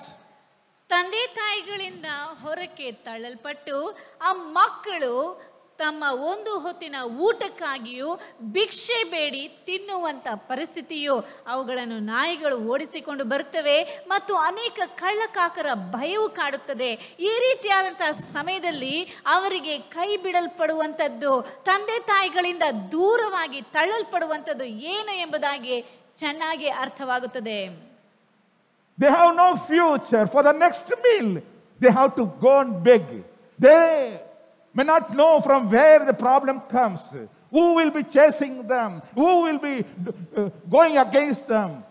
All these troubles we'll know only when we are abandoned and forsaken by your own kith and kins and parents. ನಮ್ಮ ಸ್ವಂತ ತಂದೆ ತಾಯಿಗಳಿಂದ ಮತ್ತು ನಮ್ಮ ಸ್ವಂತ ಬಂಧು ಬಳಗದವರಿಂದ ನಾವು ತಿರಸ್ಕರಿಸಲ್ಪಟ್ಟು ದೂರ ತಳ್ಳಲ್ಪಟ್ಟಾಗಲೇ ಮಾತ್ರವೇ ನಾವು ಒಂದು ಹೊತ್ತಿನ ಊಟಕ್ಕೂ ನಾವು ಬಹಳವಾಗಿ ಕಷ್ಟಪಟ್ಟು ಬೇರೆಯವರಿಂದ ಭಿಕ್ಷೆ ಬೇಡಿ ತಿನ್ನುವಂಥ ಪರಿಸ್ಥಿತಿಗೆ ಬರುವಂಥ ಸಮಯದಲ್ಲಿ ಯಾರು ಯಾವಾಗ ಎಂಥ ಒಂದು ಸಮಸ್ಯೆಯು ಹುಟ್ಟಿಕೊಳ್ಳುತ್ತದೋ ಎಂಬುದಾಗಿ ತಿಳಿಯದೆ ಅಂಗಲಾಚುತ್ತಿರುವಂತಹ ಸಮಯದಲ್ಲಿ ಮಾತ್ರವೇ ಕೈ ಬಿಡಲ್ಪಡುವಂಥದ್ದು ಅಂದರೆ ಏನು, ತಿರಸ್ಕರಿಸಲ್ಪಡುವಂಥದ್ದು ಅಂದರೆ ಏನು ಎಂಬುದಾಗಿ ನಮಗೆ ಅರ್ಥವಾಗುತ್ತದೆ. We see number of old people, old parents, forsaken by their children, thrown out of their house, and they're begging in the streets. And they were telling, we don't have anybody to take care of us. My son has thrown me out of the house. ಅನೇಕ ವೃದ್ಧರು ಏನು ಮಾಡ್ತಾರೆ, ಬೀದಿಗಳಲ್ಲಿ ಹೋಗಿ ಭಿಕ್ಷೆ ಬೇಡಿ ತಿನ್ನುತ್ತಾ ಇರ್ತಾರೆ. ಅವರು ಹೇಳುವಂಥ ಮಾತು, ನನ್ನ ಮಗನು ನನ್ನನ್ನು ತಳ್ಳಿಬಿಟ್ಟಿದ್ದಾನೆ, ನನಗೆ ಊಟಕ್ಕೂ ಸಹ ಇಲ್ಲದಂತೆ ನನ್ನನ್ನು ನೋಡಿಕೊಳ್ಳದೆ ಈ ರೀತಿಯಾಗಿ ಬೀದಿಗೆ ಬಿಟ್ಟಿದ್ದಾನೆ ಎಂಬುದಾಗಿ ಹೇಳ್ತಾರೆ. My dear friend, are you abandoned or forsaken by the society, by your own people? God knows your feeling. ನೀನು ನಿನ್ನ ಜನರಿಂದ, ನಿನ್ನ ಸಮಾಜದಿಂದ, ನಿನ್ನ ವ್ಯಕ್ತಿಗಳಿಂದ ತಿರಸ್ಕರಿಸಲ್ಪಟ್ಟವನಾಗಿ ಕಾಣಲ್ಪಡುತ್ತಾ ಇದ್ದೀಯಾ? ದೇವರು ನಿನ್ನ ಪರಿಸ್ಥಿತಿಯನ್ನು ತಿಳಿದಿದ್ದಾನೆ. For you only he died on the cross. ನಿನಗೋಸ್ಕರವಾಗಿ ಆತನು ಶಿಲುಬೆಯಲ್ಲಿ ಜಡಿಯಲ್ಪಟ್ಟನು. He is a God of everybody. ಆತನು ಪ್ರತಿಯೊಬ್ಬರಿಗೂ ದೇವರಾಗಿ ಕಾಣಲ್ಪಡ್ತಾ ಇದ್ದಾನೆ. Knowing that he was forsaken by his father, still he completed the mission of God which was given to him by his father. ಆತನು ತನ್ನ ತಂದೆಯಾದಂತಹ ದೇವರಿಂದ ಕೈ ಬಿಡಲ್ಪಟ್ಟನು ಎಂಬುದಾಗಿ ತಿಳಿದಾಗಲೂ ಸಹ ತನ್ನ ತಂದೆಯು ತನಗೋಸ್ಕರ ಏರ್ಪಡಿಸಿದಂತ ತೀರ್ಮಾನಿಸಿ ಕಳುಹಿಸಿದಂತ ಆ ಒಂದು ಕೆಲಸವನ್ನು ಆತನು ಬಿಟ್ಟು ಬಿಡದೆ ಸಂಪೂರ್ಣವಾಗಿ ಮಾಡಿ ಮುಗಿಸುವುದನ್ನು ನೋಡುತ್ತೇವೆ. He knew that he was forsaken, but still, my dear friend, he did not leave his father. He said, I will complete the job which he has given to me. He has given me this assignment of being crucified and being sacrificed, and I will complete it. And he has done that. ಆತನು ಕೈ ಬಿಡಲ್ಪಟ್ಟವನು ಎಂಬುದಾಗಿ ತಿಳಿದಿದ್ದನು. ತನ್ನನ್ನು ದೇವರು ಕೈ ಬಿಟ್ಟಿದ್ದಾನೆ, ನನ್ನ ತಂದೆಯು ನನ್ನನ್ನು ಕೈ ಬಿಟ್ಟಿದ್ದಾನೆ ಎಂಬುದಾಗಿ ತಿಳಿದಿತ್ತು. ಆದಾಗ್ಯೂ ಸಹ ಆತನು ತನ್ನ ತಂದೆಯು ಈ ಲೋಕಕ್ಕೆ ಕಳುಹಿಸಿಕೊಟ್ಟಂತ ತೀರ್ಮಾನವನ್ನು, ತನ್ನ ತಂದೆಯ ಚಿತ್ತವನ್ನು ಆ ಶಿಲುಬೆಯಲ್ಲಿ ತಾನು ಜಡಿಯಲ್ಪಡಬೇಕು, ಜನರ ಪಾಪಗಳಿಗಾಗಿ ತನ್ನ ಪ್ರಾಣವನ್ನು ಸಮರ್ಪಿಸಬೇಕು ಎಂಬುದಾಗಿ ತಿಳಿದುಕೊಂಡಿದ್ದನು. ಅದನ್ನು ಸಂಪೂರ್ಣವಾಗಿ ಮಾಡಿ ಮುಗಿಸಿದನು. My dear friend, ಪ್ರೀತಿಯುಳ್ಳ ಸ್ನೇಹಿತರೆ, how many children will really care for their parents when their parents have done some wrong against them? ತಂದೆ ತಾಯಿಗಳು ಮಕ್ಕಳಿಗೆ ವಿರುದ್ಧವಾಗಿ ಏನಾದರೂ ತಪ್ಪು ಮಾಡಿದರೆ ಎಷ್ಟು ಜನ ಮಕ್ಕಳು ಅವರಿಗೋಸ್ಕರ ಚಿಂತಿಸುವವರಾಗಿ ಅವರನ್ನು ನೋಡಿಕೊಳ್ಳುವಂತವರಾಗಿ ಕಾಣಲ್ಪಡ್ತಾ ಇದ್ದಾರೆ. We always complain, oh, my father has done this, my mother has done this, all these things. So why should I care for them? I will not listen to them. I don't bother about them. Let them die. They say all these things. ಅವ್ರೇನಾದ್ರೂ ಒಂದು ಚಿಕ್ಕ ತಪ್ಪು ಮಾಡಿಬಿಟ್ರೆ, ನನ್ನ ತಂದೆ ಈ ರೀತಿ ಮಾಡಿದ್ದಾರೆ, ತಾಯಿ ಈ ರೀತಿ ಮಾಡಿದ್ದಾರೆ, ನಾನು ಯಾಕೆ ಅವ್ರ ಬಗ್ಗೆ ಚಿಂತೆ ಮಾಡಲಿ, ನಾನು ಯಾಕೆ ಅವರನ್ನ ನೋಡ್ಕೊಳ್ಳಿ, ಅವ್ರು ಹೆಂಗಾದ್ರೂ ಹಾಳಾಗಿ ಹೋದ್ರೆ ಪರವಾಗಿಲ್ಲ ಎಂಬುದಾಗಿ ಅವರನ್ನು ಬಿಟ್ಟು ಬಿಡುತ್ತೇವೆ. And here is our Lord Jesus Christ. While he was suffering with the sins of the whole world laid upon him, and his father was not with him. Even then, when his father abandoned him, he simply said, Lord, why are you forsaking me? But still, I will complete my job. ಅಲ್ಲಿ ಯೇಸು ಕ್ರಿಸ್ತನು ಶಿಲುಬೆಗೆ ಜಡಿಯಲ್ಪಟ್ಟು ಆ ಮಹಾ ಘೋರವಾದ ವೇದನೆಯಲ್ಲಿ ಕಾಣಲ್ಪಡುವಂತಹ ಸಮಯದಲ್ಲಿ ತನ್ನನ್ನು ಈ ಲೋಕಕ್ಕೆ ಕಳುಹಿಸಿಕೊಟ್ಟಂತ ತಂದೆಯಾದಂಥ ದೇವರು ತನ್ನನ್ನು ಕೈ ಬಿಟ್ಟಿದ್ದಾನೆ ಎಂಬುದಾಗಿ ತಿಳಿದಾಗಿಯೂ ಸಹ ಆತನು ತನ್ನ ದೇವರ ಚಿತ್ತವನ್ನು ನೆರವೇರಿಸುವಂತವನಾಗಿ ಆ ಬಾಯಲ್ಲಿ ಹೇಳಿರಬಹುದು, ನನ್ನ ದೇವರೇ ಯಾಕೆ ನನ್ನನ್ನು ಕೈ ಬಿಟ್ಟಿದ್ದೆ ಎಂಬುದಾಗಿ. ಆದರೂ ಸಹ ಆತನು ತನ್ನ ತಂದೆಯು ಕೈ ಬಿಟ್ಟಾಗಲೂ ತಾನು ಈ ಲೋಕಕ್ಕೆ ಬಂದಂತ ಆ ಒಂದು ಕಾರ್ಯವನ್ನು ಆತನು ಸಂಪೂರ್ಣವಾಗಿ ಮಾಡಿ ಮುಗಿಸುವುದನ್ನು ನೋಡುತ್ತೇವೆ. Hallelujah. God bless you. ದೇವರು ನಿಮ್ಮನ್ನು ಆಶೀರ್ವದಿಸಲಿ. And we will go to the fifth word, I thirst. John chapter 19 verse 28 says, I thirst. ಅಲ್ಲಿ ನಾವು 5ನೇ ವಾಕ್ಯಕ್ಕೆ ಹೋಗೋಣ. ಯೋಹಾನು ಬರೆದ ಸುವಾರ್ತೆ 19ನೇ ಅಧ್ಯಾಯ 28ನೇ ವಾಕ್ಯದಲ್ಲಿ ಹೇಳಲ್ಪಟ್ಟಿದೆ, ನನಗೆ ನೀರಡಿಕೆಯಾಗಿದೆ.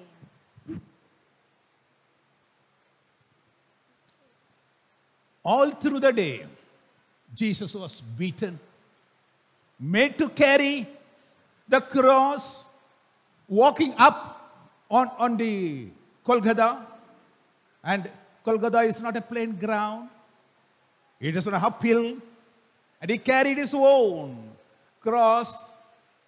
And when he was nailed on the cross, all his blood oozed out, and water, everything drained out. So physically, he was tired and thirsty. ಯೇಸು ಕ್ರಿಸ್ತನು ರಾತ್ರಿಯಲ್ಲಿ ಆತನನ್ನು ನಿಂದಿಸಿ ಅಪಹಾಸ್ಯ ಮಾಡಿ ಆತನಿಗೆ ಅನೇಕ ಕಷ್ಟಗಳನ್ನು ಕೊಟ್ಟರು. ನಂತರ ಬೆಳಗಿನ ಸಮಯದಲ್ಲಿ ಆತನು ತನ್ನ ಶಿಲುಬೆಯನ್ನು ಹೊತ್ತುಕೊಂಡು ಆ ಯೆರೂಸಲೇಮ್ ಪಟ್ಟಣದಲ್ಲಿ ಗೊಲ್ಗೊಥಾ ಬೆಟ್ಟಕ್ಕೆ, ಅಂದರೆ ಅದು ಸರಿಯಾದ ಸಮನಾದಂಥ ಮಾರ್ಗವಲ್ಲ, ಬೆಟ್ಟವನ್ನು ಹತ್ತುವಂಥ ಸಮಯ, ಆ ರೀತಿಯಾಗಿ ಆತನು ಬೆಟ್ಟವನ್ನು ಹತ್ತಿ ಶಿಲುಬೆಯನ್ನು ತೆಗೆದುಕೊಂಡು ಹೋಗುವಂತ ಸಮಯದಲ್ಲಿ ಆತನನ್ನು ಶಿಲುಬೆಗೂ ಹಾಕಿದರು, ಮೊಳೆಗಳಿಂದ ಜಡಿದರು. ಶಿಲುಬೆಯಲ್ಲಿ ಜಡಿದ ನಂತರ ತನ್ನ ಎಲ್ಲಾ ರಕ್ತವು ಆತನ ದೇಹದಿಂದ ಹೊರಟು ಹೋಯಿತು. And this very clearly shows that Jesus was in human form, experiencing all the human things which we experience in our lives. A thirst is human feelings, and Jesus passed through that. ಈ ಒಂದು ಕ್ರಿಯೆಯ ಮುಖಾಂತರವಾಗಿ ಯೇಸು ಕ್ರಿಸ್ತನು ಮಾನವ ರೂಪವನ್ನು ತಾಳಿದನು. ಆತನು ಎಲ್ಲಾ ಮಾನವರಂತೆ ಎಲ್ಲಾ ರೀತಿಯ ಕಷ್ಟಗಳನ್ನು, ವೇದನೆಗಳನ್ನು ಅನುಭವಿಸುವುದನ್ನು, ಮಾನವರಿಗೆ, ಎಲ್ಲ ಜನರಿಗೆ ಬಾಯಾರಿಕೆಯಾಗುವಂತ ರೀತಿಯಲ್ಲಿ ಆತನಿಗೂ ಸಹ ನೀರಡಿಕೆಯಾಯಿತು. And the word of God very clearly says, ದೇವರ ವಾಕ್ಯವು ಸ್ಪಷ್ಟವಾಗಿ ಹೇಳಲ್ಪಟ್ಟಿದೆ, having seen that everything is completed, he said, I thirst. ಆತನು ಇದಾದ ಮೇಲೆ ತೀರಿತೆಂದು ತಿಳಿದು, ಎಲ್ಲಾ ಕಾರ್ಯವು ತೀರಿತೆಂದು ತಿಳಿದು, ಶಾಸ್ತ್ರದ ಮಾತು ನೆರವೇರುವಂತೆ ನನಗೆ ನೀರಡಿಕೆ ಆಗಿದೆ ಅಂದನು. The second thing is that he was not only physically thirsty, but he was spiritually also thirsty. ಎರಡನೇದಾಗಿ ಗಮನಿಸಿ ನೋಡುತ್ತೇವೆ, ಆತನು ಭೌತಿಕವಾಗಿ, ದೈಹಿಕವಾಗಿ ಮಾತ್ರವೇ ನೀರಡಿಕೆಯಾಗಲಿಲ್ಲ, ಆತ್ಮಿಕ ರೀತಿಯಲ್ಲಿಯೂ ನೀರಡಿಕೆಯಾಗಿದೆ. So whatever the prophecies which was told about Jesus had to be completed. ಯೇಸು ಕ್ರಿಸ್ತನ ಬಗ್ಗೆ ಇದುವರೆಗೂ ನುಡಿದಂತ ಪ್ರತಿಯೊಂದು ಪ್ರವಾದನೆಯು ನೆರವೇರಬೇಕಾಗಿದೆ. So Jesus calling out saying that I'm thirsty is also a prophecy. And the people were giving, instead of water, vinegar to Jesus was also a prophecy, was already foretold. ಯೇಸು ಕ್ರಿಸ್ತನು ನನಗೆ ನೀರಡಿಕೆಯಾಗಿದೆ ಎಂದು ಹೇಳುವಂಥದ್ದು ಸಹ ಪ್ರವಾದನೆಯ ಮಾತು, ಮತ್ತು ಆತನಿಗೆ ಹುಳಿ ರಸವನ್ನು ಕೊಡುವಂಥದ್ದು ಸಹ ಪ್ರವಾದನೆಯ ಮಾತಾಗಿ ಕಾಣಲ್ಪಡುತ್ತಾ ಇದೆ. So all the prophecies about Jesus Christ need to be completed. ಯೇಸು ಕ್ರಿಸ್ತನ ಬಗ್ಗೆ ಹೇಳಲ್ಪಟ್ಟಿರುವಂತ ಪ್ರತಿಯೊಂದು ಪ್ರವಾದನೆಯ ವಾಕ್ಯವು ಪೂರೈಸಬೇಕು. If you read Psalm 69 verse 21, it very clearly says, they gave me vinegar for my thirst. ಅಲ್ಲಿ ಕೀರ್ತನೆಗಳು 69ನೇ ಅಧ್ಯಾಯ 21ನೇ ವಾಕ್ಯದಲ್ಲಿ ಹೇಳಲ್ಪಟ್ಟಿದೆ, ಬಾಯಾರಿದಾಗ ಹುಳಿತ ದ್ರಾಕ್ಷಾರಸವನ್ನು ಕೊಟ್ಟರು ಎಂಬುದಾಗಿ. Oh, Jesus knew this prediction about himself, saying that this has to be completed. ಆತನಿಗೆ ಇದು ಚೆನ್ನಾಗಿ ಗೊತ್ತಿರೋದನ್ನ ಈ ಒಂದು ಕಾರ್ಯವು, ಪ್ರವಾದನೆಯ ವಾಕ್ಯವು ನೆರವೇರಬೇಕೆಂಬುದಾಗಿ ತಿಳಿದಿದ್ದನು. So he has to say, I thirst, then only the vinegar will be given to him. ಈ ಒಂದು ಪ್ರವಾದನೆಯ ವಾಕ್ಯವು ನೆರವೇರಬೇಕೆಂದು ಹೇಳುವುದಾದರೆ ಯೇಸು ಕ್ರಿಸ್ತನು ಅಲ್ಲಿ ನನಗೆ ನೀರಡಿಕೆಯಾಗಬೇಕು ಆಗಿದೆ ಎಂಬುದಾಗಿ ಹೇಳಬೇಕಾಗಿತ್ತು. So Jesus fulfilled all the promises, all the prophecies about him. ಯೇಸು ಕ್ರಿಸ್ತನ ಬಗ್ಗೆ ನುಡಿದಂತ ಪ್ರತಿಯೊಂದು ಪ್ರವಾದನೆಯ ವಾಕ್ಯಗಳು ನೆರವೇರುವಂತೆ ಆತನು ಮಾಡಿದನು. And he came into this world to fulfill the God's mission. So he was thirsty to complete everything, including the sacrifice, giving up his life, and the remission of sin, and victory over death. ಯೇಸು ಕ್ರಿಸ್ತನು ಈ ಲೋಕಕ್ಕೆ ತಾನು ಬಂದಂತ ಕಾರ್ಯವನ್ನು ನೆರವೇರಿಸಬೇಕೆಂಬುದಾಗಿದ್ದನು. ಆ ಒಂದು ಕಾರ್ಯಗಳು ಯಾವುದೆಂದರೆ, ಜನರನ್ನು ಅವರ ಪಾಪಗಳಿಂದ ಮುಕ್ತಿಗೊಳಿಸಿ, ಸೈತಾನನ ಹಿಡಿತದಿಂದ ಬಿಡಿಸಿ, ಅವರಿಗೆ ಮರಣದಿಂದ ಜೀವವನ್ನು ಉಂಟು ಮಾಡಬೇಕೆಂಬುದಾಗಿ ಮರಣವನ್ನು, ಶಿಲುಬೆಯ ಮರಣವನ್ನು ಅನುಭವಿಸಿದನು. He was thirsty to give up his life on the cross to win over Satan and death. So he said, I am thirsty to complete that process also. ಆತನು ಸೈತಾನನ ಮೇಲೆ ಜಯವನ್ನು ಗಳಿಸುವುದಕ್ಕೆ ನೀರಡಿಕೆಯಾಗಿದೆ ಎಂಬುದಾಗಿ, ಆ ಒಂದು ಮಾತನ್ನು ಸಹ ನೆರವೇರಿಸಬೇಕೆಂಬುದಾಗಿ ತಿಳಿದು ನೀರಡಿಕೆಯಾಗಿದೆ ಎಂಬುದಾಗಿ ಹೇಳ್ತಾನೆ. Hallelujah. Hallelujah. It's both physical and spiritual thirst he has undergone. ಆತನು ತನಗೆ ದೈಹಿಕವಾಗಿಯೂ ಮತ್ತು ಆತ್ಮಿಕವಾಗಿಯೂ ಇರುವಂತ ನೀರಡಿಕೆಯನ್ನು ಕುರಿತಾಗಿ ಮಾತಾಡಿದನು. Hallelujah. Hallelujah. Now you'll go to the sixth word. It is finished. John chapter 19, verse 30. ಯೋಹಾನ ಬರೆದ ಸುವಾರ್ತೆ 19ನೇ ಅಧ್ಯಾಯ 30ನೇ ವಾಕ್ಯದಲ್ಲಿ ಹೇಳಲ್ಪಟ್ಟಿದೆ. ಆರನೆಯದು ಯೇಸು ಕ್ರಿಸ್ತನು ಶಿಲುಬೆಯಲ್ಲಿ ಆಡಿದಂತ ಆರನೆಯ ವಾಕ್ಯವು ತೀರಿತು. Let's read chapter 19, verse 30. 19ನೇ ಅಧ್ಯಾಯ 30ನೇ ವಾಕ್ಯ. ಯೇಸು ಆ ಹುಳಿ ರಸವನ್ನು ತಕ್ಕೊಂಡ ಮೇಲೆ ತೀರಿತು ಎಂದು ಹೇಳಿ ತಲೆ ಬಾಗಿಸಿ ಆತ್ಮವನ್ನು ಒಪ್ಪಿಸಿಕೊಟ್ಟನು. And it was a darkest day in mankind and also the brightest day for humanity.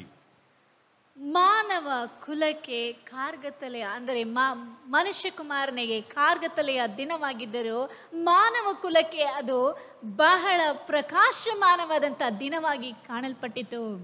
Jesus came into this world to do his God's business. ಯೇಸು ಕ್ರಿಸ್ತನು ತನ್ನ ತಂದೆಯಾದಂತಹ ದೇವರ ಒಂದು ಕೆಲಸವನ್ನು ನೆರವೇರಿಸುವುದಕ್ಕಾಗಿ ಈ ಲೋಕಕ್ಕೆ ಬಂದನು. He was not a jobless person. He came into this world with a business. ಆತನು ಕೆಲಸವಿಲ್ಲದ ವ್ಯಕ್ತಿಯಲ್ಲ, ಈ ಒಂದು ವ್ಯಾಪಾರವಾಗಿ ಇದನ್ನು ತೆಗೆದುಕೊಳ್ಳುತ್ತಾನೆ. My dear friends, many of us you say, I don't have any work. But Jesus, a businessman. ಅನೇಕ ಜನರು ನಾವು ಹೇಳುತ್ತೇವೆ ನನಗೇನು ಕೆಲಸ ಇಲ್ಲ ಎಂಬುದಾಗಿ, ಆದರೆ ಯೇಸು ಕ್ರಿಸ್ತನು ವ್ಯಾಪಾರಸ್ಥನು. Luke chapter 2 verse 49 says, ಲೂಕನು ಬರೆದ ಸುವಾರ್ತೆ 2ನೇ ಅಧ್ಯಾಯ 49ನೇ ವಾಕ್ಯದಲ್ಲಿ ಹೇಳಲ್ಪಟ್ಟಿದೆ. at the age of 12 he says this.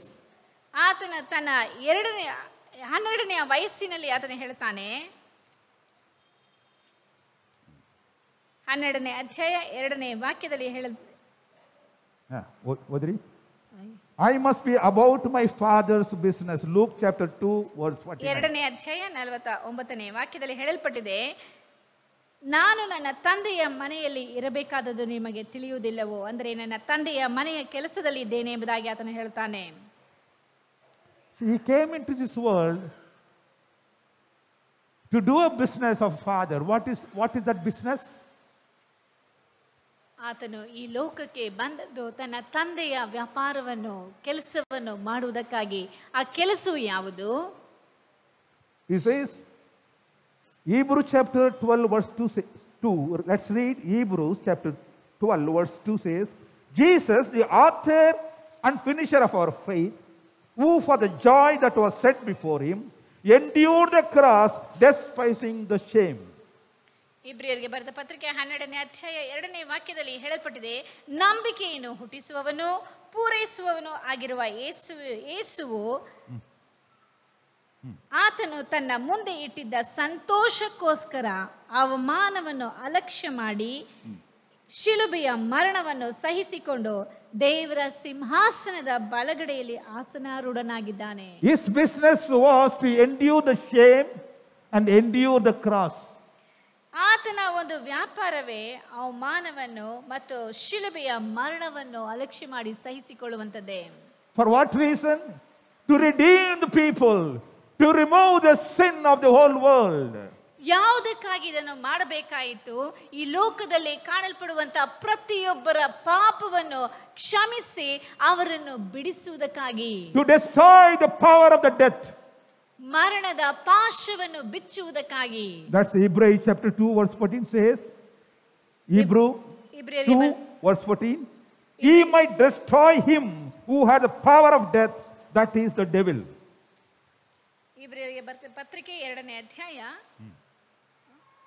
2:14. 2ನೇ ಅಧ್ಯಾಯ 14ನೇ ವಾಕ್ಯದಲ್ಲಿ ಹೇಳಲ್ಪಟ್ಟಿದೆ, ತನ್ನ ಮರಣದಿಂದಲೇ ಮರಣಾಧಿಕಾರಿಯನ್ನು ಅಂದರೆ ಸೈತಾನನನ್ನು ಅಡಗಿಸಿ ಬಿಡುವುದಕ್ಕೂ ಮರಣ ಭಯದ ದೆಸೆಯಿಂದ ತಮ್ಮ ಜೀವಮಾನವದಲ್ಲೆಲ್ಲ ದಾಸತ್ವದೊಳಗಿದ್ದವರನ್ನು ಬಿಡಿಸುವುದಕ್ಕೂ ಅವರಂತೆ ರಕ್ತ ಮಾಂಸಧಾರಿಯಾದನು. And his business was to shed his blood for the salvation of the humankind. ಮಾನವ ಕುಲಕ್ಕಾಗಿ ತನ್ನ ರಕ್ತವನ್ನು ಸುರಿಸುವಂಥದ್ದು ಆತನ ಕೆಲಸವಾಗಿತ್ತು. And to destroy the devil who has the power of death. ಮರಣದ ಮೇಲೆ ಅಧಿಕಾರವನ್ನು ಹೊಂದಿದ್ದಂತ ಸೈತಾನನನ್ನು ನಾಶಪಡಿಸುವಂತದ್ದು ಆತನ ಕೆಲಸವಾಗಿತ್ತು. Through forgiveness of sin, you wanted to open the gate to heaven. ನೀವು ಪಾಪ ಕ್ಷಮಾಪಣೆ ಇಲ್ಲದಂತೆ ಪರಲೋಕಕ್ಕೆ ಪ್ರವೇಶಿಸುವುದಕ್ಕೆ ಸಾಧ್ಯವಿಲ್ಲ. The way to heaven is possible through the cross only. I am the way, the truth, the life. ನಾನೇ ಮಾರ್ಗವು ಸತ್ಯವು ಜೀವವು ಆಗಿದ್ದೇನೆ ಎಂದು ಹೇಳುವಂತ ಯೇಸು ಕ್ರಿಸ್ತನ ಶಿಲುಬೆಯ ಮುಖಾಂತರವಾಗಿಯೇ ನಾವು ಪರಲೋಕಕ್ಕೆ ಪ್ರವೇಶಿಸಲು ಸಾಧ್ಯ ಉಂಟು. So he has to be crucified on the cross. ಆದ್ದರಿಂದ ಆತನು ಶಿಲುಬೆಗೆ ಜಡಿಯಲ್ಪಡಬೇಕಾಯಿತು. Now, having crucified on the cross, he has completed all the work and he looks back and says, yes, it is finished. ಆತನು ಶಿಲುಬೆಯಲ್ಲಿ ಜಡಿಯಲ್ಪಟ್ಟ ನಂತರ ತನ್ನ ಎಲ್ಲಾ ಕೆಲಸಗಳನ್ನು ಪೂರೈಸಿದ ಮೇಲೆ ಎಲ್ಲವನ್ನು ನೋಡಿ ಆತನು ಹೇಳ್ತಾನೆ, ಎಲ್ಲವೂ ತೀರಿತು ಎಂಬುದಾಗಿ. Mind you, he did not say, I am finished, but he said, it is finished. ನಾನು ಮುಗಿದೋದೆ ಎಂಬುದಾಗಿ ಆತನು ಹೇಳಲಿಲ್ಲ. ಈ ಒಂದು ಕಾರ್ಯವು ನೆರವೇರಿತು ಎಂಬುದಾಗಿ, ತೀರಿತು, ಇದು ತೀರಿತು ಎಂಬುದಾಗಿ ಹೇಳ್ತಾನೆ. What is finished? The devil is finished, the death is finished, and the sin is finished. ಸೈತಾನನು, ಆತನ ಕೆಲಸಗಳು, ಆತನ ಅಧಿಕಾರವು ಎಲ್ಲವೂ ನಶಿಸಿ ಹೋಯಿತು ಎಂಬುದಾಗಿ ಹೇಳ್ತಾನೆ. Hallelujah. Hallelujah. Oh, he became victorious person. He has finished everything which opposes the salvation. ಈ ಒಬ್ಬ ವ್ಯಕ್ತಿಯನ್ನು ಶಿಲುಬೆಯಲ್ಲಿ ಜಡಿಯುವುದರ ಮುಖಾಂತರವಾಗಿ ಎಲ್ಲವೂ ಮುಗಿಯಿತು, ಎಲ್ಲವೂ ನಶಿಸಲ್ಪಟ್ಟು ಮಾನವ ಕುಲಕ್ಕೆ ರಕ್ಷಣೆಯು ದೊರೆಯಿತು. My dear friend, Jesus said it is finished. You don't have to do anything further for your salvation. ನಿನ್ನ ರಕ್ಷಣೆಗಾಗಿ ಯೇಸು ಕ್ರಿಸ್ತನು ಎಲ್ಲವನ್ನು ಮಾಡಿ ಮುಗಿಸಿರುವುದರಿಂದ ನೀನು ಮಾಡಬೇಕಾಗಿರುವಂತದ್ದು ಏನೂ ಇಲ್ಲ. You don't have to do anything, my dear friend. God has paid the price. ಪ್ರೀತಿಯುಳ್ಳ ಸ್ನೇಹಿತರೆ, ನೀವು ಮಾಡಬೇಕಾಗಿರುವಂತದ್ದು ಏನೂ ಇಲ್ಲ. ಯಾಕೆಂದರೆ ಆತನು ಶಿಲುಬೆಯಲ್ಲಿ ಎಲ್ಲಾ ಕ್ರಯವನ್ನು ಸಲ್ಲಿಸಿದ್ದಾನೆ. Jesus says to you, it is finished. I paid the price. I paid everything for your redemption, for your salvation, for your way to eternity. ಯೇಸು ಕ್ರಿಸ್ತನು ಶಿಲುಬೆಯಲ್ಲಿ ಹೇಳುವಂತ ಮಾತು, ಎಲ್ಲವೂ ಮುಗಿಯಿತು, ನೀನು ಮಾಡಬೇಕಾಗಿರುವಂತದ್ದು ಯಾವುದೂ ಇಲ್ಲ, ನಿನ್ನ ಪಾಪಗಳಿಗೆ ಬೇಕಾಗಿರುವಂತ ಕ್ರಯವನ್ನು ನಾನು ಶಿಲುಬೆಯಲ್ಲಿ ಸಲ್ಲಿಸಿದ್ದೇನೆ ಎಂಬುದಾಗಿ ಆತನು ಹೇಳ್ತಾನೆ. For salvation, nothing is left to be completed. And nobody need to do anything because the Lord of Lords, the God of God, has done everything on the cross. ರಾಜಾದಿರಾಜನು ಕರ್ತಾದಿಕರ್ತನಾಗಿರುವಂತ ಯೇಸು ಕ್ರಿಸ್ತನು ನಮ್ಮ ರಕ್ಷಣೆಗೋಸ್ಕರ ಶಿಲುಬೆಯಲ್ಲಿ ಎಲ್ಲವನ್ನು ಮಾಡಿ ಮುಗಿಸಿರೋದ್ರಿಂದ ನಾವು ಮಾಡಬೇಕಾಗಿರುವಂತದ್ದು ಯಾವುದೂ ಇಲ್ಲ. Hallelujah. Hallelujah. Hallelujah. Hallelujah. The salvation is already ready, my dear friend. Everything required for salvation is finished and is waiting for you to take it.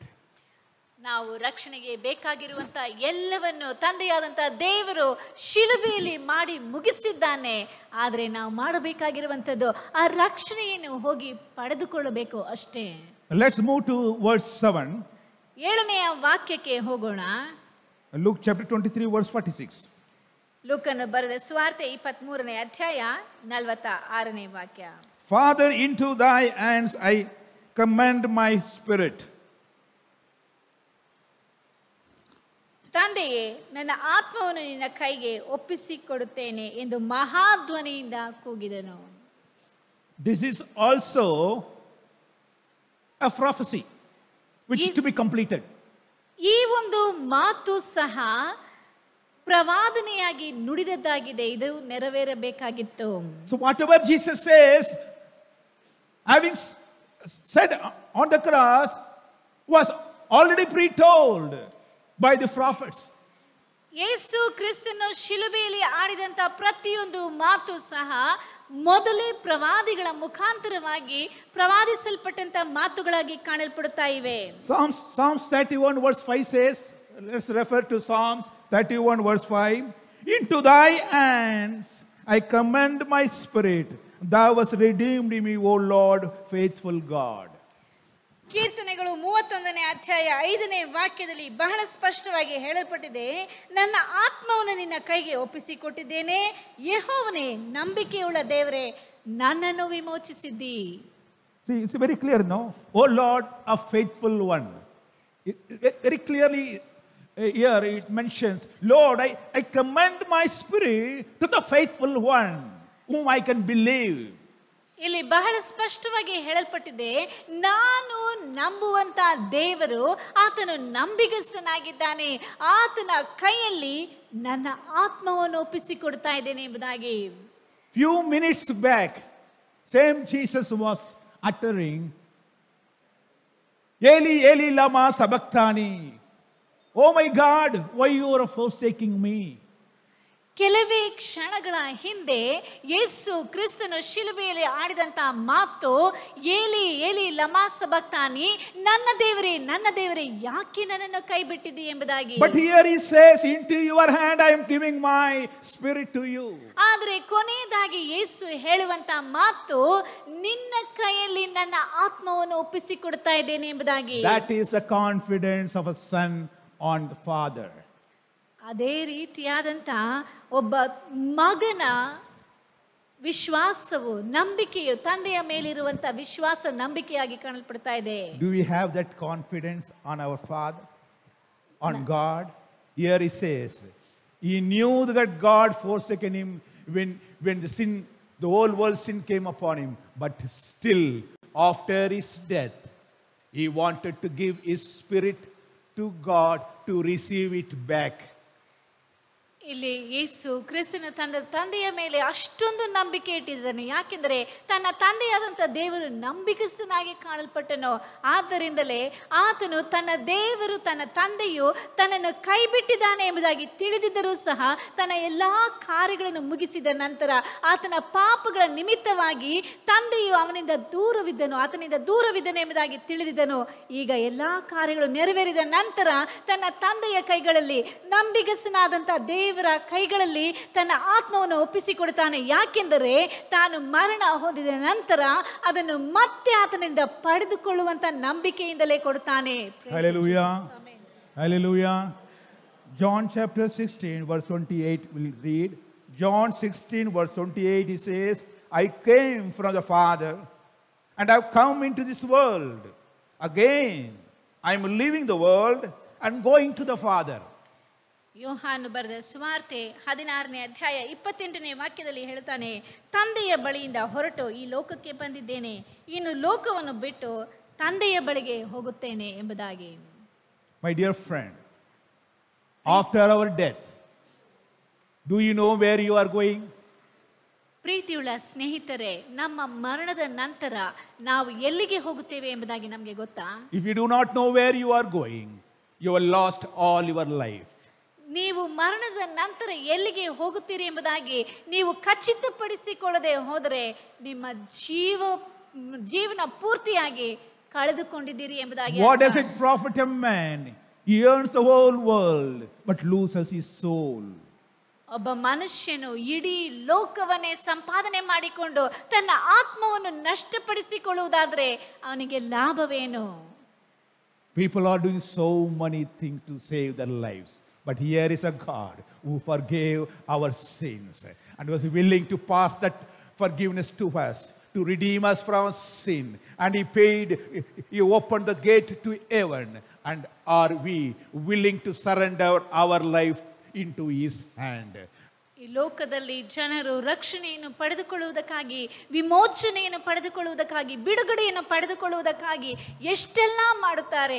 ಆದರೆ ನಮ್ಮ ತಂದೆಯಾದಂತಹ ದೇವರು ಯೇಸು ಕ್ರಿಸ್ತನು ನಮಗೋಸ್ಕರ ನಮ್ಮನ್ನು ಬಿಡಿಸುವುದಕ್ಕಾಗಿ, ನಮ್ಮನ್ನು ರಕ್ಷಿಸುವುದಕ್ಕಾಗಿ ಆತನು ಶಿಲುಬೆಯಲ್ಲಿ ತನ್ನ ರಕ್ತವನ್ನು ಸುರಿಸಿ ವೇದನೆಗಳನ್ನು ಅನುಭವಿಸಿ ಎಲ್ಲ ವೇದನೆ, ನಿಂದನೆ, ಅಪಮಾನಗಳನ್ನು ಸಹಿಸಿಕೊಂಡು ನಮಗೆ ಆ ರಕ್ಷಣೆಯನ್ನು ಕೊಟ್ಟಿದ್ದಾನೆ. ಆದರೆ ಆತನು ಉಚಿತವಾಗಿ ಕೊಡುವಂತಹ ರಕ್ಷಣೆಯನ್ನು ಪಡೆದುಕೊಳ್ಳುವುದಕ್ಕೆ ನಾವು ಸಿದ್ಧರಾಗಿದ್ದೇವಾ? ನಾವು ಆ ರಕ್ಷಣೆಯನ್ನು ಪಡೆದುಕೊಳ್ಳಬೇಕೆಂಬುದಾಗಿ ಹಾತೊರೆಯುತ್ತಾ ಇದ್ದೇವೆ ಎಂಬುದಾಗಿ ಯೋಚಿಸಿ ನೋಡಿ. After our death, do we have a place to go? ನಾವು ಮರಣದ ನಂತರ ಹೋಗುವುದಕ್ಕೆ ನಮಗೊಂದು ಸ್ಥಳ ಉಂಟು. I heard a story of an old woman taking her grandson to a Catholic church. ಒಬ್ಬ ವೃದ್ಧಾಪ್ಯದಲ್ಲಿರುವಂತಹ ಸ್ತ್ರೀಯು ತನ್ನ ಮೊಮ್ಮಗನನ್ನು ಕ್ಯಾಥಲಿಕ್ ಚರ್ಚ್ಗೆ ಕರೆದುಕೊಂಡು ಹೋಗುತ್ತಾ ಇದ್ರು. You may ask why Catholic Church, why not Protestant? Because Catholic Church, there are a lot of statues. All the disciple statue and Jesus statue, everything will be there. So she wants to show all the statues to the child.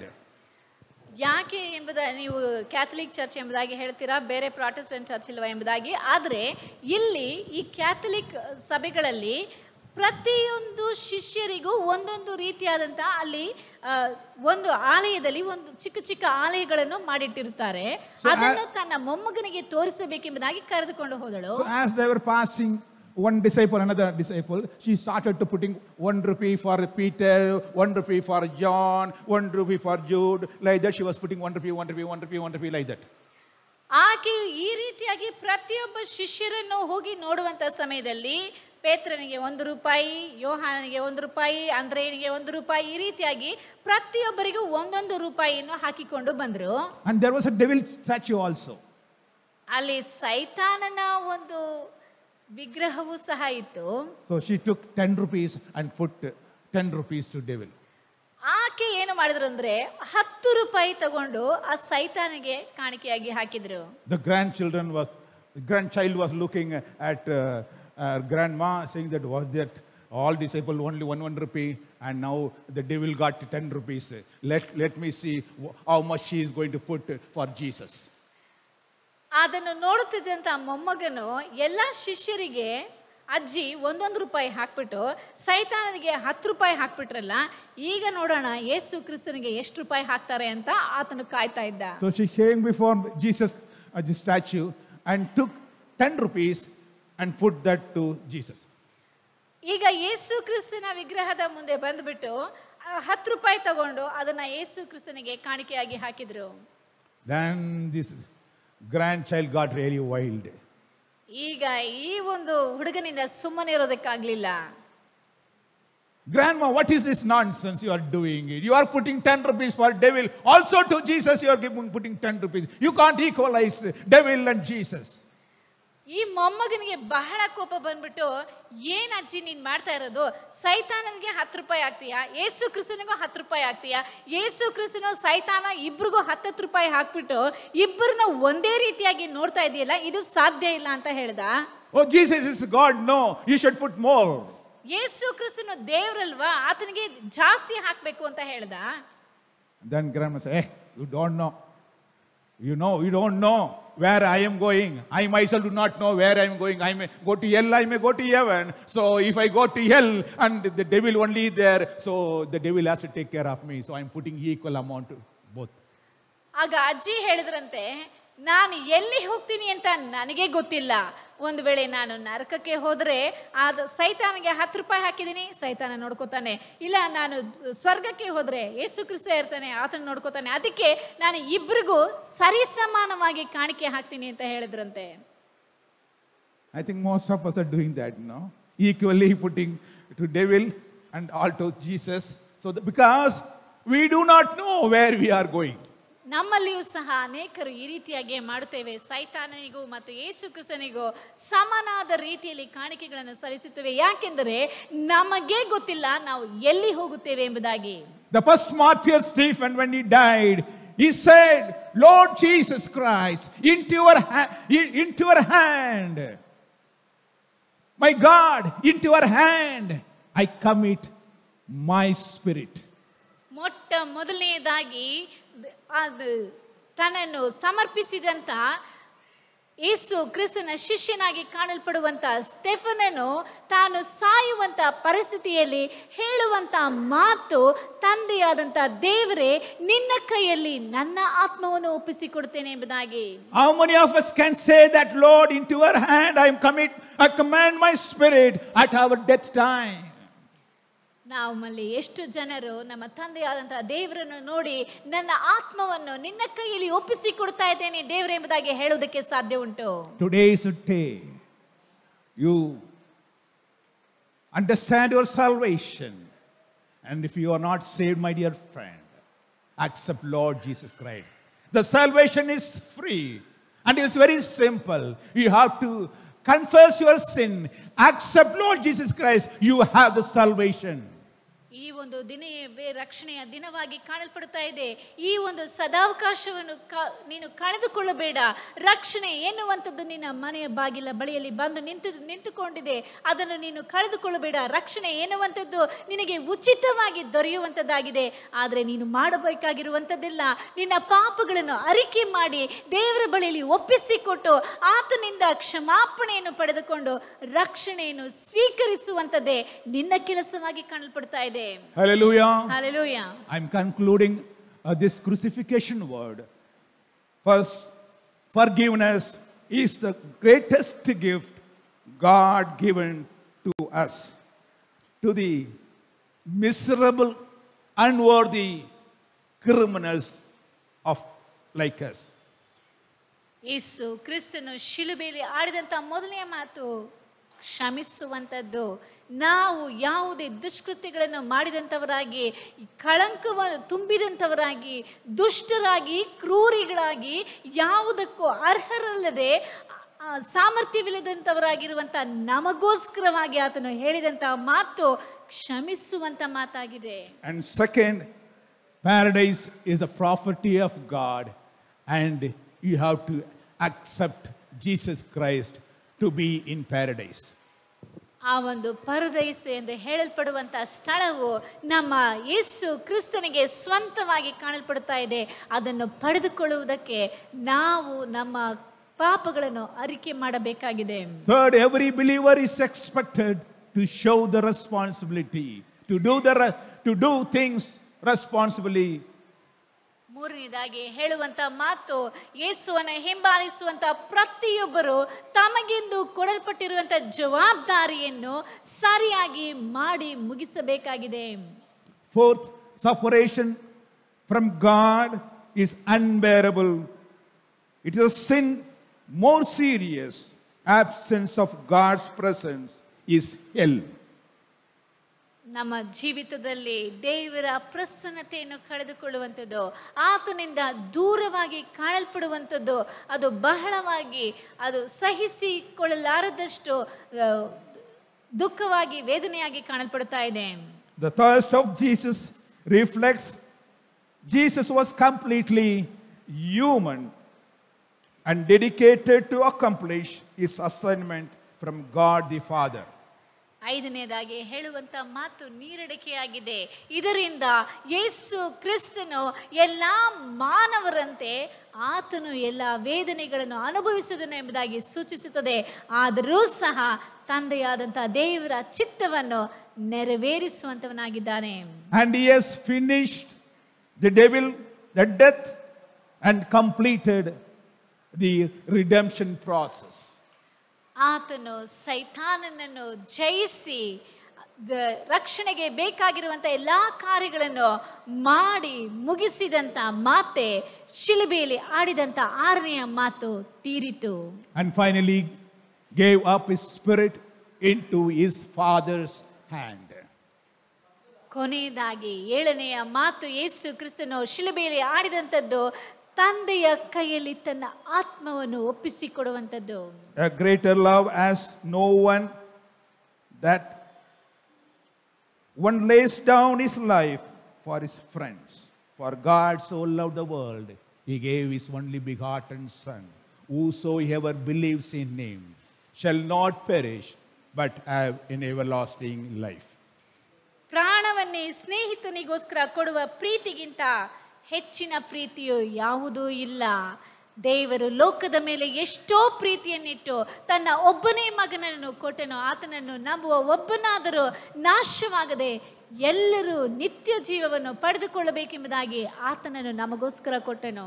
God bless you. Amen. ದೇವರು ನಿಮ್ಮನ್ನು ಆಶೀರ್ವದಿಸಲಿ. ನಾವೆಲ್ಲರೂ ಕಣ್ಣುಗಳನ್ನು ಮುಚ್ಚಿ ನಾವು ಪ್ರಾರ್ಥನೆ ಮಾಡೋಣ. ಪರಿಶುದ್ಧವಾದ ದೇವನೇ, ಈ ದಿನದಲ್ಲಿ ಸ್ವಾಮಿ, ಹೌದು ಕರ್ತನೆ, ಶಿಲುಬೆಯಲ್ಲಿ ಮಾತನಾಡಿದಂಥ 7 ಕರ್ತನೆ ಮಾತುಗಳನ್ನು ಸ್ವಾಮಿ ನೀವು ನಮ್ಮೊಂದಿಗೆ ಮಾತನಾಡೋದಕ್ಕಾಗಿ ಸ್ತೋತ್ರ. ಇಲ್ಲಿ ಕೂಡಿ ಬಂದುವಂಥ ಒಬ್ಬೊಬ್ಬರ ಹೃದಯಗಳನ್ನು ನೀವು ಮುಟ್ಟಿರುವುದಕ್ಕಾಗಿ ನಿಮಗೆ ಸ್ತೋತ್ರ ಸ್ವಾಮಿ. ಈ ಶುಭ ಶುಕ್ರವಾರ ದಿನದಲ್ಲಿ ಹೌದು ಸ್ವಾಮಿ, ವರ್ಷವೂ ಕರ್ತನೆ ಈ ಸ್ಥಳದಲ್ಲಿ ಬಂದು ಕೇಳುತ್ತಿರುವಂಥ ನಿನ್ನ ಮಕ್ಕಳ ಜೀವಿತದಲ್ಲಿ ಈ ದಿನದಲ್ಲಿ ಸ್ವಾಮಿ ಯೇಸು ಕ್ರಿಸ್ತನು ನಮಗಾಗಿ ಶಿಲುಬೆಯಲ್ಲಿ ಕರ್ತನೆ ತೂಗು ಹಾಕಲ್ಪಟ್ಟಂಥ ಆ ಯೇಸು ಸ್ವಾಮಿ ಮಾತನಾಡಿದಂಥ ಕರ್ತನೆ 7 ಮಾತುಗಳು ಸ್ವಾಮಿ. ತಂದೆಯೇ, ಇವರನ್ನು ಕ್ಷಮಿಸು ಎಂಬುದಾಗಿ ನೀವು ಮಾತನಾಡಿದಿರಿ ಸ್ವಾಮಿ. ಇವತ್ತೇ ನನ್ನ ಸಂಗಡ ಪರದೇಶಿಯಲ್ಲಿ ಇರುವೆ ಎಂಬುದಾಗಿ ಹೇಳಿದಿರಿ ಸ್ವಾಮಿ. ಇಗೋ ನಿನ್ನ ತಾಯಿ, ಇಗೋ ನಿನ್ನ ಮಗನು ಎಂಬುದಾಗಿ ಹೇಳಿ ಹೌದು ಸ್ವಾಮಿ ತನ್ನ ಜವಾಬ್ದಾರಿಯನ್ನು ಸ್ವಾಮಿ ಆ ಸ್ಥಳದಲ್ಲಿ ನೆರವೇರಿಸಿದಿರಿ ಸ್ವಾಮಿ.